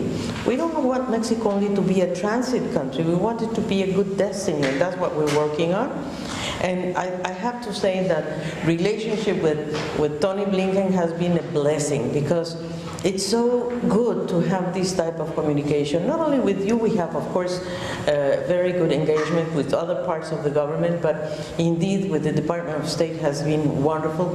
And I have to say that also on fentanyl, we have made a lot of progress, because your global alliance that you created, and we are part of it, a very integral part of it, we are working very hard to stop the value chain of the precursors of fentanyl, and we're making a lot of progress in Mexico to avoid and to stop that from coming the way to the US. And the Mexico President, Andrés Manuel López Obrador, is very firm that the relationship with your government, with President Biden, has been absolutely fabulous, and we have been able to work on migration, on fentanyl, on security, on arms trafficking, and now on America and prosperity, on this joint economic prosperity that we're building together, because we believe that North American region, which is the most, I would say, dynamic region of the world today, we have a trade relationship of more than $800 billion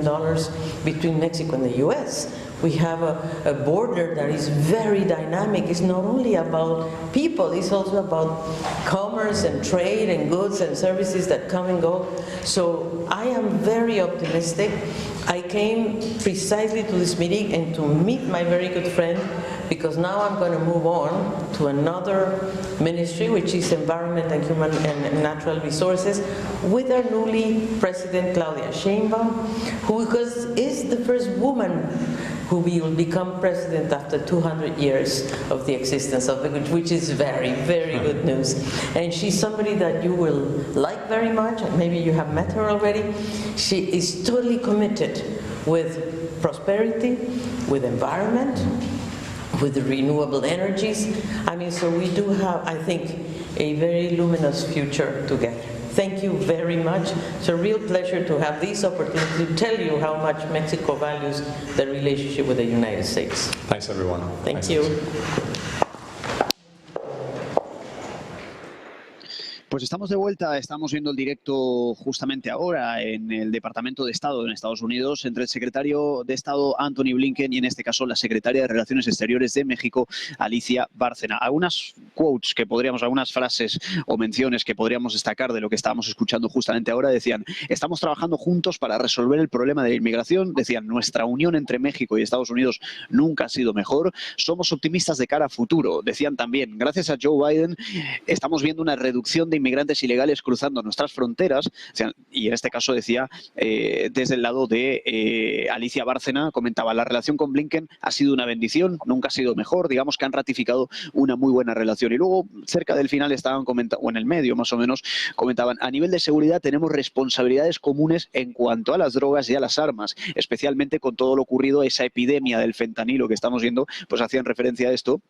Y también decían que a nivel de seguridad tenemos responsabilidades comunes en cuanto a las drogas y las armas. Si seguimos trabajando juntos, conseguiremos mejores resultados. Creo que podemos continuar con la interesantísima tertulia que teníamos anteriormente. Tengo justamente por aquí dos grandes invitados para continuar con lo que estábamos explicando justamente antes. Y justo cuando Antonio había terminado y estaba comentando pues todo este tema de los microchips, etcétera, etcétera, me trae a la memoria también, que es que todo esto es bastante reciente, como siempre comentamos, ¿no? Es justamente esas declaraciones, y de hecho lo dije antes de ir justamente al directo de Blinken, que decíamos las declaraciones de Donald Trump en torno a Taiwán, que decía Taiwán debería pagar por su defensa porque se quedó con los chips de Estados Unidos. Esas eran las declaraciones de Trump. Y antes de haceros las preguntas, Armando, Antonio, para que la audiencia más o menos entienda el contexto de esta última hora que hemos conocido durante el día de hoy, decían, en respuesta a las declaraciones de Trump sobre Taiwán, recordemos además que hizo referencia a que Taiwán debería pagar a Estados Unidos por su defensa y, bueno, entre otras declaraciones como, por ejemplo, la acusación en torno a haber tomado casi toda la industria de semiconductores, como decíamos ahora, que da para hablar y ahora os voy a preguntar, pero entre estas declaraciones hemos conocido que paralelamente el primer ministro taiwanés dijo que la isla estaría dispuesta a asumir más responsabilidad en materia de defensa. Bueno, es que de hecho decía el primer ministro de Taiwán que no solamente han aumentado el gasto en defensa a niveles récord, no recuerdo ahora mismo muy bien la cifra, pero creo que era por encima de 600.000 millones de dólares al cambio, obviamente. No recuerdo si la cifra es esta o me estoy equivocando, sino que también, de hecho, han restablecido el servicio militar obligatorio.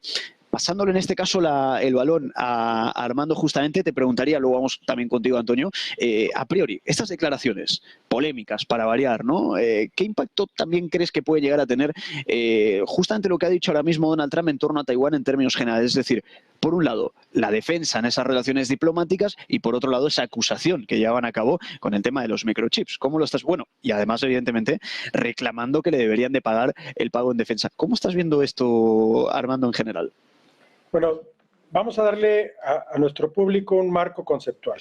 Hay tres grandes temas en la agenda internacional de Trump y dos tienen que ver con seguridad nacional. Uno en la relación con Europa, la misma amenaza, si no pagan más del 2%, si no incrementan el gasto en la OTAN, no estaría dispuesto a defenderlos frente a una amenaza de Rusia. Este mismo argumento está siendo aplicado para Taiwán, para que incremente su gasto, que lo ha venido haciendo, como tú bien comentabas, de manera exponencial en los últimos años, y que la independencia del nuevo gobierno ha hecho que el conflicto, el gran conflicto comercial, que ya tiene varios años, desde el primer mandato en 2016 de Trump, entre China y Estados Unidos, se incremente en un tema que es fundamental. Esto de los microchips, para explicarlo a la ciudadanía, es lo que hace la diferencia, tanto en el avance tecnológico, donde Estados Unidos siempre había tenido la supremacía, todas las tecnologías de la información.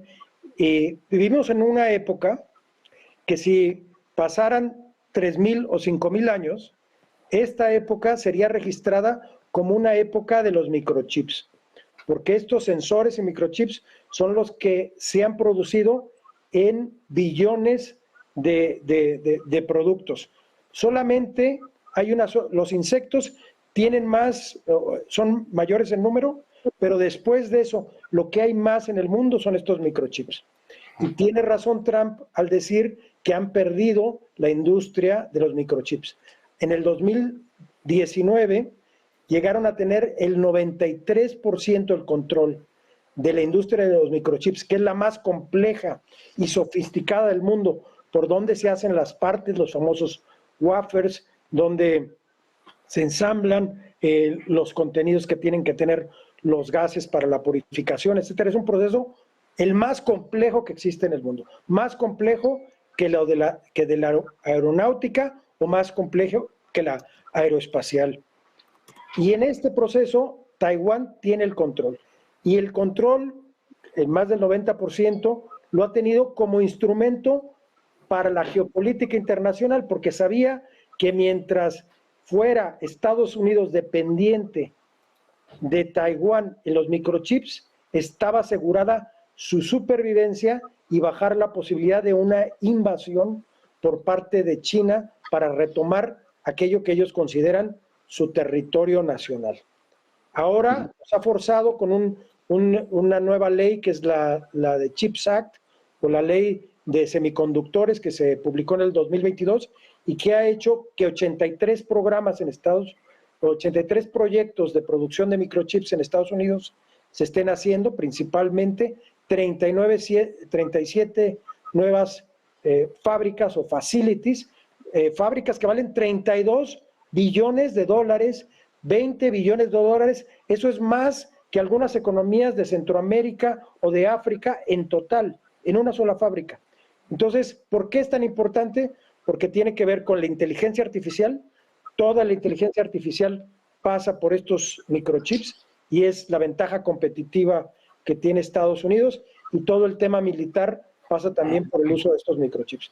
Es por eso que es el gran tema, es un tema increíblemente sensible y es mucho mayor al tema comercial, que honestamente es poco importante en términos reales, mientras la moneda del dólar americano siga siendo la moneda hegemónica para las transacciones internacionales.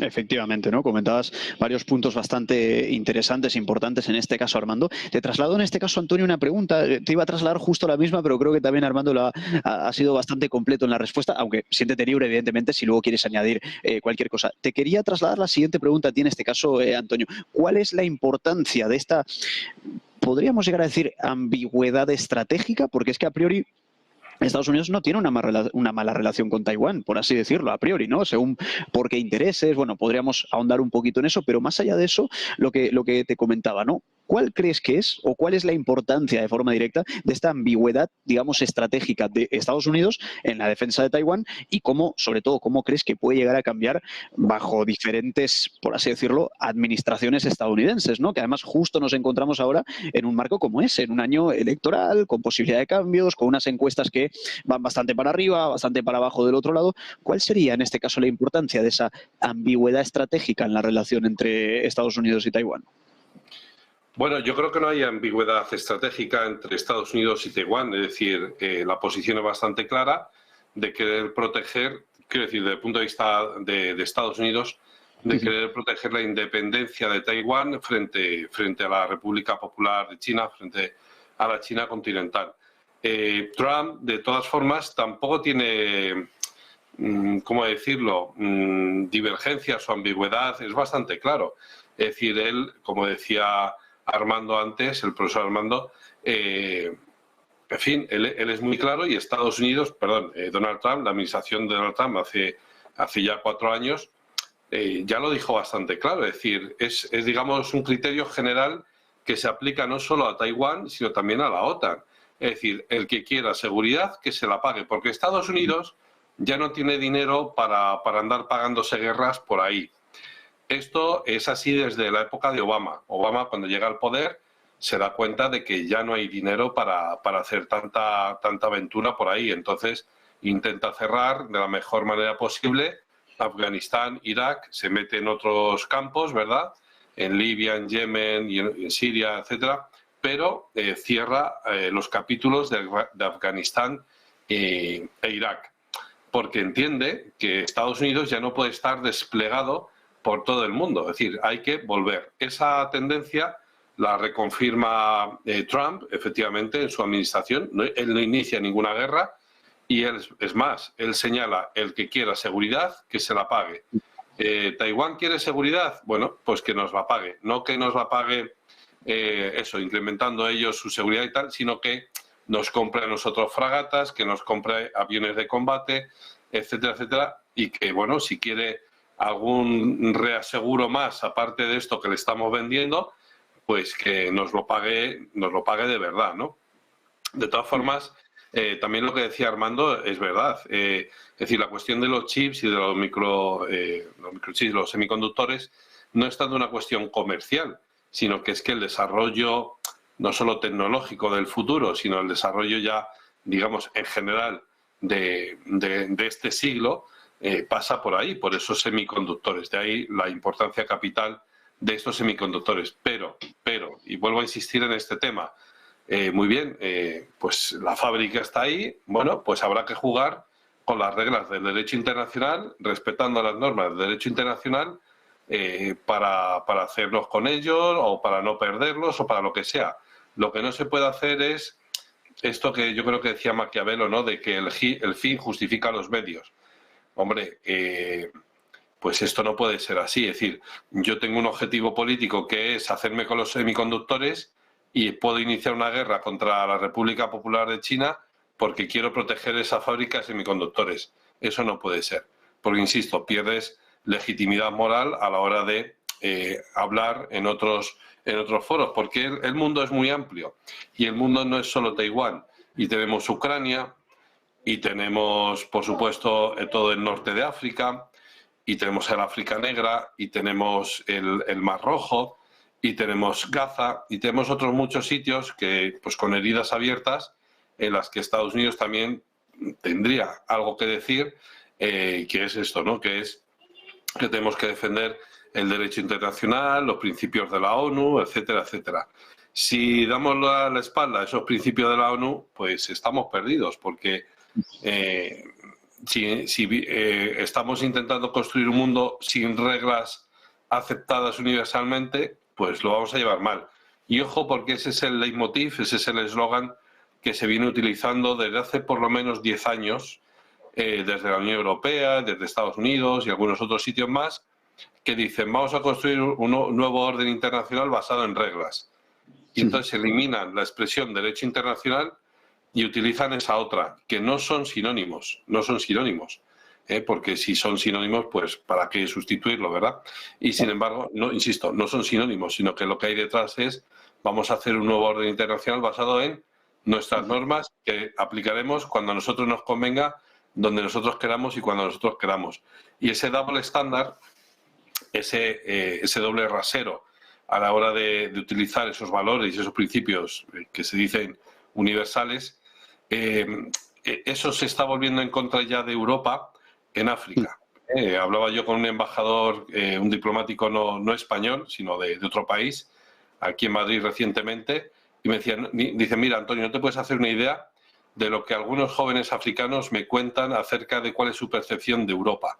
Es decir, Europa, según ellos, primero, se está dejando arrastrar una guerra por Estados Unidos contra Rusia por algo que ni le va ni le viene, en principio. Y segundo, están viendo estos jóvenes africanos que ya Europa ya no es moralmente superior, ni mucho menos, sino que se está convirtiendo, está generando la propia Europa un rechazo en la mentalidad de esos jóvenes africanos, que insisto, es el futuro de la humanidad, porque Europa no es el futuro de la humanidad, lógicamente, vamos a ser en el año 2050 el 5% de la población, y donde más va a crecer la población es en Asia y en África, ¿no? Y por concluir, me decía este embajador, y los jóvenes africanos están, digamos, reproduciendo una versión hacia el europeo, hacia el occidental, que era más propio de los años 60 y 70, la época de la descolonización, que no de ahora, es decir, de una Europa que se ha desarrollado, que puede ofrecer al mundo algo más. Dice, se está desarrollando un sentimiento anti-occidental. Efectivamente. De hecho, en ambas declaraciones que nos comentáis ahora, tanto Armando como Antonio, me surgían también varias preguntas, y es una pena realmente porque tenemos el tiempo en contra y lo tenemos que cortar, pero me las he apuntado, me las voy a guardar y os las haré seguramente en la próxima vez que nos veamos. Os despido a los dos. Muchísimas gracias. Armando Jiménez San Vicente, profesor del Máster de Gobernanza Pública y Corporativa de la Universidad Francisco de Vitoria. Muchas gracias por habernos acompañado hoy, Armando. Muchas gracias a ustedes por la invitación. A ti, como siempre, y también Antonio, profesor de Relaciones Internacionales de la Universidad CEU San Pablo. Como siempre, Antonio, un placer. Nos vemos en la próxima. Tomo nota de esas preguntas y me las guardo para la próxima tertulia. Muchas gracias a los dos. Encantado. Un saludo. Chao. Y nosotros vamos ahora con otra entrevista interesante. Estamos en mercados financieros, ahora nos vamos a geopolítica y ahora nos vamos a emprendimiento, y creo que ya la tenemos por aquí. Vamos a hablar justamente con Marta Garrido, fundadora de M Professional Skincare. Marta, ¿cómo estás? Bienvenida. Hola, buenas noches. Lo primero que te quería comentar, Marta, estuve viendo un poco en lo personal, haciendo un poquito de research en este caso de tu marca, ¿no? Yo lo tengo más o menos claro, pero sobre todo de cara a la audiencia que no conozca M Professional Skincare, ¿qué les podrías explicar a priori de forma, digamos, breve y resumida, para que tengan un panorama, digamos, un poco completo de lo que ofrecéis justamente desde M? ¿Qué le podrías decir a la audiencia? Pues mira, M es complicado de explicar, porque creo que no hay nada en el mercado parecido, pero es un laboratorio de cosmética en el que formulamos todos los activos y todos nuestros productos a mano, 100% farmacéutico. O sea, desde la investigación, la formulación, la recomendación, es todo por parte del farmacéutico, y la elaboración es muy peculiar por ser a mano. Pues una comparación fácil es con la industria, por ejemplo, de la comida, la industria de la confección de ropa. En todos los mercados hay como una industria muy grande y un sector muy pequeño también de más producción artesanal y de más valor. Al final, La diferencia de nuestro laboratorio es que son fórmulas hechas con muchísima calidad, con muchísimo cuidado, concentraciones altísimas. Efectivamente. De hecho, justamente hablando un poco te quería preguntar algo que de hecho lo tenía justamente aquí apuntado, ¿no? Porque, claro, en el mundo de la cosmética, pues evidentemente hay una serie de características muy distintas a otro tipo de industrias, sectores en general. Justamente en el entorno actual, y creo que además eres la persona ideal y correcta para que te haga esta pregunta, Marta, ¿cómo ves la evolución del mercado en general, de la cosmética, con las características que nos comentabas tú justamente ahora, ¿no? Lo hecho a mano, lo que no, en términos muy generales, bastante más amplios. En general, mercado de la cosmética, ¿cómo lo ves de cara, desde ahora, por así decirlo, en la proyección a los próximos años? Pues creo que es un mercado que está súper en auge y el propio consumidor es el que cada vez va pidiéndole más a los laboratorios fórmulas de más calidad, resultados visiblemente antes, resultados mucho más visibles. O sea, al final pues, es un mercado que ha ido creciendo muchísimo y el propio cliente es el que va requiriendo este superpotencial que tenemos entre manos. Pues al final, justo en la industria alimentaria cuanto más se conoce, más calidad se va haciendo de diferentes. Al final, por ejemplo, en nuestro mercado la gente realmente no sabe muy bien de activos, no sabe muy bien de formulación, pero sí que saben de resultados. Y ahora mismo está como súper de moda el cuidarse, el hacer deporte, el ralentizar ese envejecimiento, las consultas estéticas también. Entonces el propio cliente el que va pidiendo y demandando cada vez fórmulas de mayor calidad y tenemos que adaptarnos nosotros a las necesidades de ese cliente y darle la máxima calidad, el máximo resultado, el máximo beneficio y además todo esto muy fácil porque es complejo, un cuidado completo de la piel y obtener beneficios rápidos es muy complicado. Entonces, en nuestro trabajo, el conseguir una fórmula de calidad, de fácil aplicación, que sea muy accesible para el consumidor, explicarle bien cómo se usa para obtener el máximo beneficio. Y pues eso al final somos nosotros los que tenemos que responder ante esta necesidad de adaptación del mercado de la cosmética. Claro, exacto. Mientras comentabas esto pensaba, ¿no? Digo, claro, un mercado en auge, en aumento y la demanda que también va en aumento y eso acaba generando, por un lado, corrígeme si me equivoco, pero es aumento en la demanda de esos propios servicios y por otro lado aumento en los competidores, ¿no? Entonces al final pues está ahí, digamos, el cliente que quiere ir al mejor, al más rápido, como decías tú ahora, ¿no? Se vuelve cada vez más exigente y al final es una característica, yo creo que de casi cualquier mercado en demanda en términos generales, ¿no? Te quería preguntar también, Marta, en este caso, y centrándonos o volviéndonos a centrar en este caso en M Professional Skincare, ¿cuáles son las metas a corto, a medio y a largo plazo que estáis viendo en la actualidad? Desde la compañía, me refiero, volviendo en este caso a M Professional Skincare.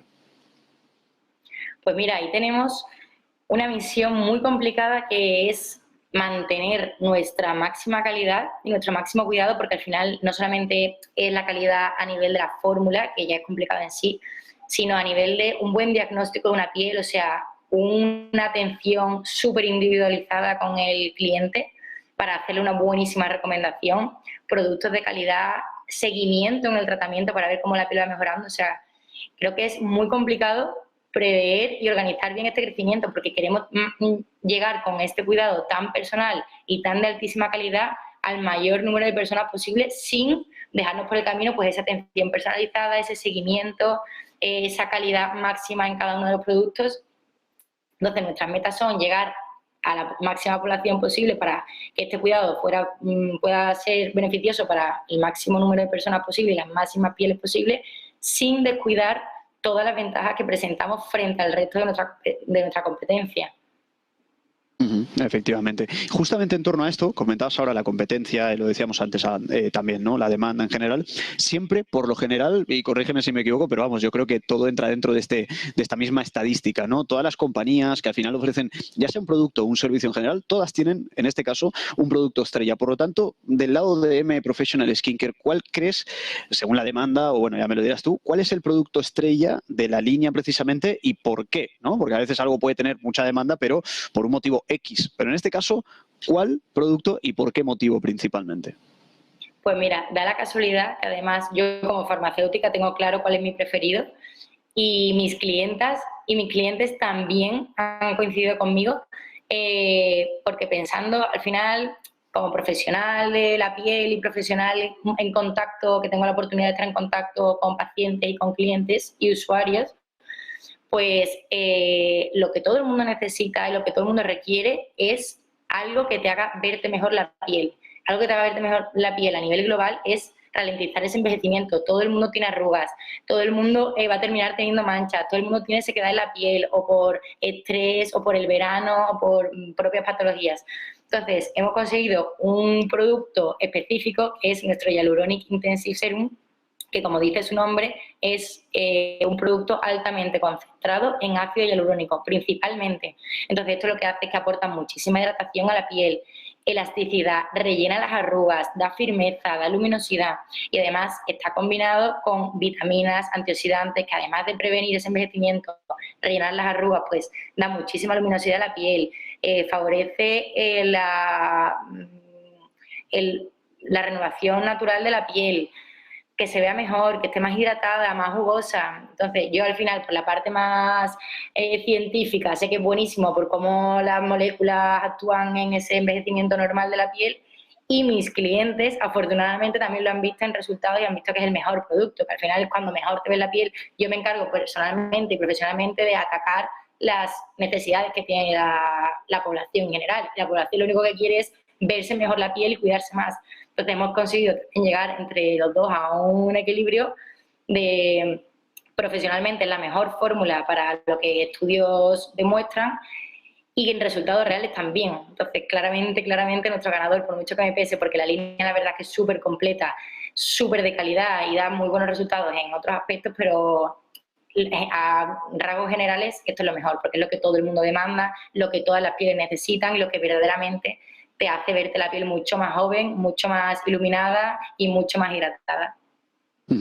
Pues sin duda nos quedamos con todo eso y con mucho más, que yo creo, estoy seguro que la audiencia habrá tomado nota de ello. Y además, como comentabas tú ahora, ¿no, Marta? Al final, cuando algo, digamos, este tipo de productos van en demanda, en una demanda constante, creciente, y además ofrece, digamos, una buena oferta que supla demanda, yo que soy mucho de mercados, pues al final se obtienen buenos resultados en cualquier caso. Marta Garrido, fundadora de M Professional Skincare, muchísimas gracias por haber atendido nuestra llamada y nos vemos en la próxima. A vosotros. Un saludo.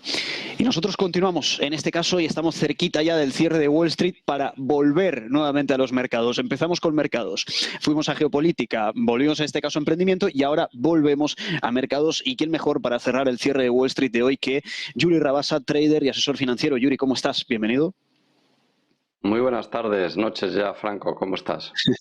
Muy bien, muchas gracias. Correcto, noches ya, que aunque estemos en verano, no sé, bueno, todavía seguimos algo de sol, pero sí, ya es directamente, podríamos decir, noche. Te quiero preguntar muchas cosas, Yuri, pero bueno, tenemos un tiempo también un poquito ajustado, hemos estado con David Galanoy también hablando un poquito de mercados, pero lo primero, ¿cómo estás viendo tú hoy el mercado en general, más allá de estas caídas que estábamos viendo en el Nasdaq, esa importante subida que tuvo sobre todo ayer Russell 2000, pero en general, ¿cómo lo estás viendo tú? ¿Cuál es un poco tu perspectiva del mercado en el día de hoy y de esta semana en general? Bueno, ya sabes que a mí me gusta no perder demasiado, que el árbol no nos deje ver el bosque, ¿no? Porque en el día de hoy hemos tenido unos movimientos muy marcados por esos movimientos de los fabricantes de chips en Estados Unidos, sobre todo por ese posible endurecimiento de las condiciones de venta o de comercialización de chips a China por parte de la administración Biden, que ha provocado ciertas caídas, ¿no? Y lo estamos viendo también, pues básicamente en el Nasdaq podemos ver esa caída potente en el día de hoy, pero sin embargo, si no perdemos la perspectiva, podemos ver que la tendencia alcista continúa. Es decir, ese escenario general por el cual las tecnológicas van a seguir tirando de aquí en adelante, por el momento ni mucho menos se ha perdido. La inteligencia artificial todavía tiene que decir mucho en los próximos meses o años. Es más, se apuesta mucho por parte de que por parte de las economías principales, que esos aumentos de productividad que tienen que venir a lo largo de los próximos años y que quizá tapen ese exceso de manipulación o de intervencionismo en los mercados por parte de los bancos centrales, pues venga por parte de las inteligencias artificiales, ¿no? Es decir, ahí hay un auténtico campo que todavía está por explorar. Sabemos que va a haber muchísimas inversiones todavía por realizar por parte de estas tecnológicas, pero el mercado está apostando las inversiones están apostando por esas tecnológicas, ¿no? Luego lo que decías, el Russell, efectivamente, desde mediados de la semana pasada hemos visto una explosión muy fuerte, desde el momento en el que la narrativa del mercado ha pasado de ser por parte de la Fed de pausa a lo que parece que va a ser ya claramente el pivote e inicio de bajadas de tipos probablemente en septiembre, si no hay sorpresas. Difícil que sea ahora el 31 de julio. Pero lo más probable es que sea en septiembre y quizás una nueva un poquito más tarde, una segunda bajada un poquito más tarde. Hemos visto con los datos hoy del libro, el libro de la Fed, el libro beige, que bueno, que las expectativas de crecimiento por parte de la Fed pues no son malas, pero se van moderando. Parece que la inflación empiezan a verla más controlada y por lo tanto todo va apuntando hacia una próxima bajada de tipos de interés, ¿no? Por lo tanto, esa rotación que se está produciendo por parte del dinero, no solo por una parte lo estamos viendo desde empresas de gran capitalización hacia algo de pequeña capitalización que estaban ahí en los tacos de salida para salir en algún momento. La amplitud de mercado no iba compasada, estábamos viendo cómo lo que estaba subiendo eran las empresas de gran capitalización, porque en un entorno de altos tipos de interés las pequeñas no podían subir o tienen una musculatura financiera más limitada. Estamos viendo que eso está empezando a cambiar, ¿no? El día de hoy, de momento, no es más que una turbulencia que no debería durar mucho más por parte del Nasdaq. Ha arrastrado algo también al S&P 500. Podemos ver también algo de corrección en el S&P 500 y en los mercados europeos, pues bueno, todavía algo de movimiento lateral en el IBEX y en el DAX también, que todavía no se termina de decidir, ¿no?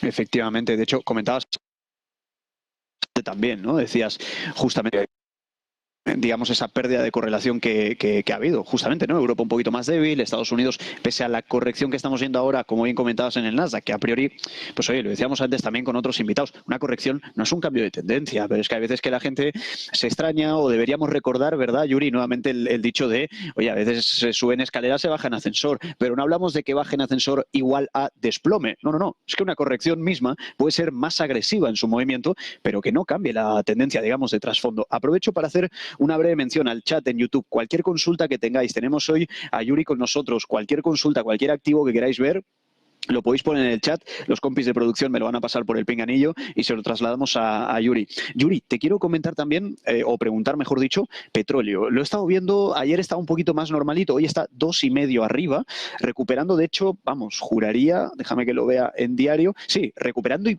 pasando incluso la caída de ayer. ¿Cómo lo estás viendo en el entorno actual del petróleo, West Texas? Pues exactamente, West Texas, el que tengo en pantalla, ahora mismo 82, 85, 86 más o menos, por encima del 82, cerca del 83.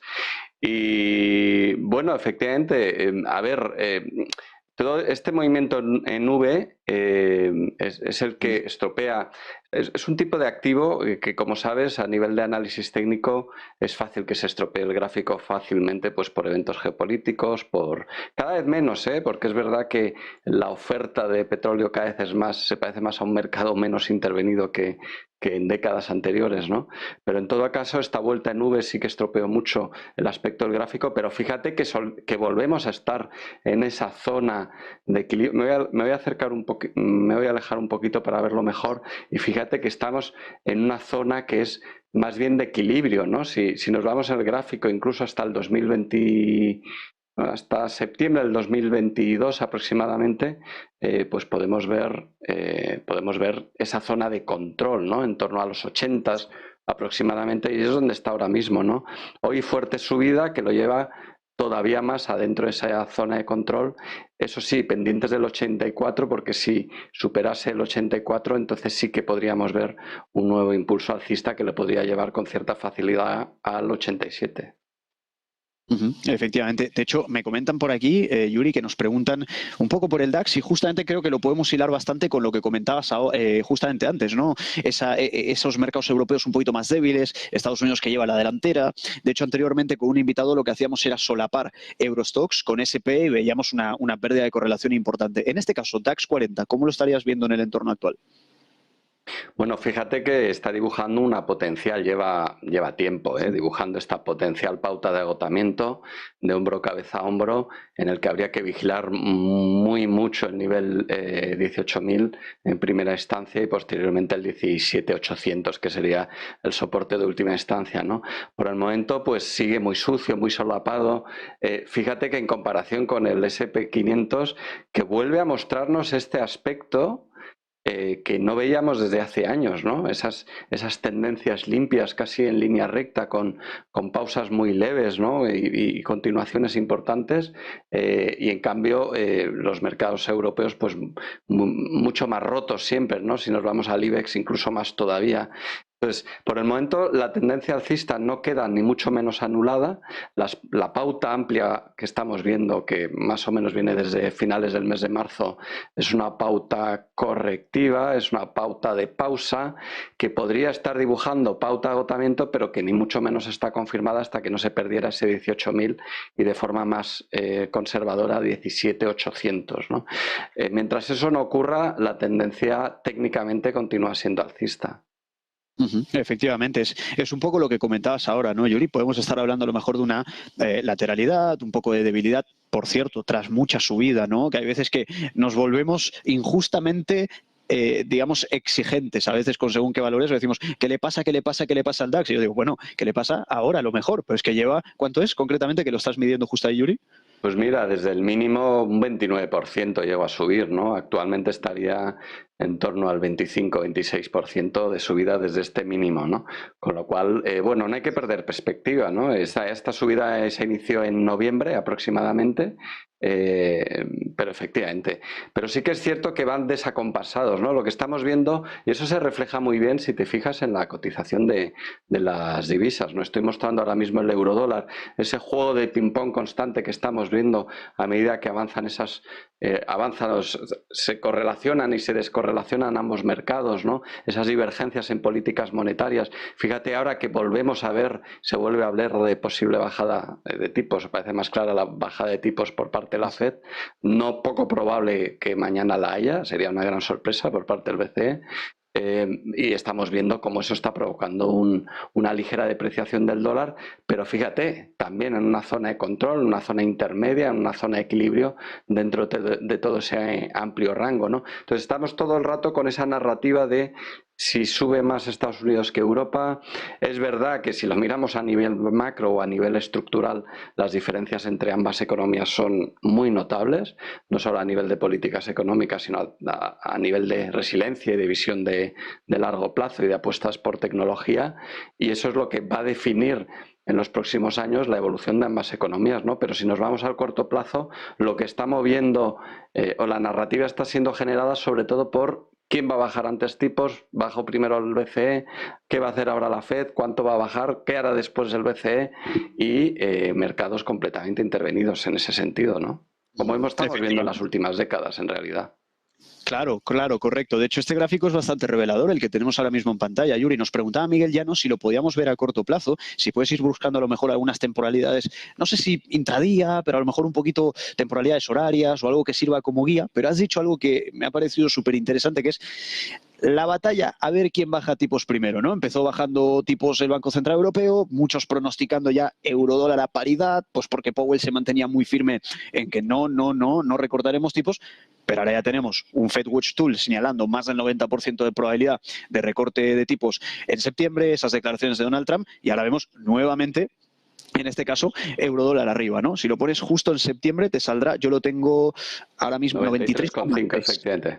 93,5, sí, ahí estamos, claro. Y acompañado de esa subida también en eurodólar, ¿no? Entonces, en relación a lo que nos comentaba un oyente que nos pedía eurodólar corto plazo, ¿cómo lo estás viendo, Yuri? Y luego pasamos a Sebastián, que nos pregunta también por Intel en este caso. Bueno, a corto plazo, si consideramos corto plazo, por ejemplo, marco horario, pues la tendencia alcista está clara, ¿no? Voy a alejarme un poco para ver si se ve algún nivel de resistencia más claro. El que había más claro estaba en torno a ese 1,09 aproximadamente y ya lo ha superado. pauta clara típica del gráfico horario, por otra parte, ¿no? Con esos movimientos como en goma, que va avanzando y parando a medida que se cierran las sesiones, ¿no? Se cierra la sesión europea y la americana, y podemos ver todo ese impulso en el día de hoy, y ahora mismo, pues bueno, pues ya parándose por la hora que estamos y demás, pero nuevos máximos crecientes y mínimos crecientes. La tendencia alcista técnicamente está ahí, ¿no? Y si nos vamos a una temporalidad un poco más alta, a 4 horas, para ver si detectamos alguna resistencia más clara, posiblemente podríamos decir que en 1.095 estaría la primera resistencia clara, que voy a dibujarlo con una línea, con un rectángulo mejor para verlo un poquito más claro, perdóname. Vamos a verlo así. Estaría aproximadamente por aquí, sí, en 1.095 aproximadamente, estaría la primera resistencia. Le queda todavía algo de margen de subida, pero mucho ojo, porque la última subida ha sido tan fuerte, la de las 7 de la mañana del día de hoy, entre las 7 y las 8 de la mañana del día de hoy, que si te fijas el resto del tiempo pues se ha quedado consolidando, ¿no? Con lo cual quizá mañana todavía pudiera abrir con cierta corrección a un nivel FIBO inferior antes de reanudar un nuevo ataque a 1.095. Efectivamente, comentabas ahora algo que era clave, Yuri, que es justamente en el momento en el que se llevó a cabo la gran subida. Y yo, por lo que estaba viendo, era inicios de o el preludio de esa sesión un poco europea, ¿no? Ya sabemos que sobre todo Londres son una parte fundamental, sobre todo el mercado Forex, que a veces vemos grandes repuntes, como se le suele llamar, ¿no? Ese ciclo diario, pues un poco lateralidad en Tokio, fuerte impulso y expansión Londres, y a veces en New York encontramos o más expansión o un poquito más de debilidad, como de hecho estábamos viendo justamente en el entorno actual. Nos preguntaban, y si te parece, Yuri, comentamos el último activo. Nos preguntaban por Intel anteriormente, que los compañeros lo habían puesto aquí en pantalla, si la podemos ver, y con esto ya vamos cerrando en el día de hoy. Pues si me das un segundo que lo localice, aquí sí, está. Ahí la tenemos. Vamos a ver, pues bueno, fíjate esa gran caída en el día de hoy que afectaba pues esto, a todos los fabricantes, ¿no? El caso de Intel es muy diferente, ¿no?, a los demás, porque lo tuvimos en un rango alcista durante todo el año, y tras ese rango alcista, pues bueno, una fuerte caída que la ha llevado hasta 30, luego un ligero impulso, bueno, más que ligero, fue fuerte porque lo hizo con un gap de escape, ¿no?, con un gap de inicio que lo llevó incluso hasta 36, y en el día de hoy pues una caída importante, ¿no? ¿Podemos considerar esto como el inicio de una nueva tendencia? Todavía no, ni mucho menos. De momento no es más que una primera onda. Tendríamos que ver una corrección y luego superar la onda anterior para considerar que ya tuviéramos o que ya tendríamos máximos crecientes y mínimos crecientes. Mientras tanto, mucha precaución, porque este movimiento bajista podría no haber finalizado y esto podría no ser más que un rebote. Estoy hablando a nivel técnico, a nivel de análisis técnico. Claro, efectivamente. De hecho, muchos decían, ¿por qué está tan lastrada? Claro, es que con Intel han ocurrido según qué cosas que también daría bastante de qué hablar en este sentido. Pero nos quedamos sin tiempo. A ver si podemos hablar de todo esto en la próxima ocasión que nos veamos, Yuri. Yuri Rabasa, trader y asesor financiero. Un placer haberte tenido hoy justamente en la campana, en el cierre de Wall Street. Nos vemos en la próxima. Muchas gracias. Gracias a ti, Franco, y saludos a todos. Hasta luego. Hasta luego, Yuri. Gracias.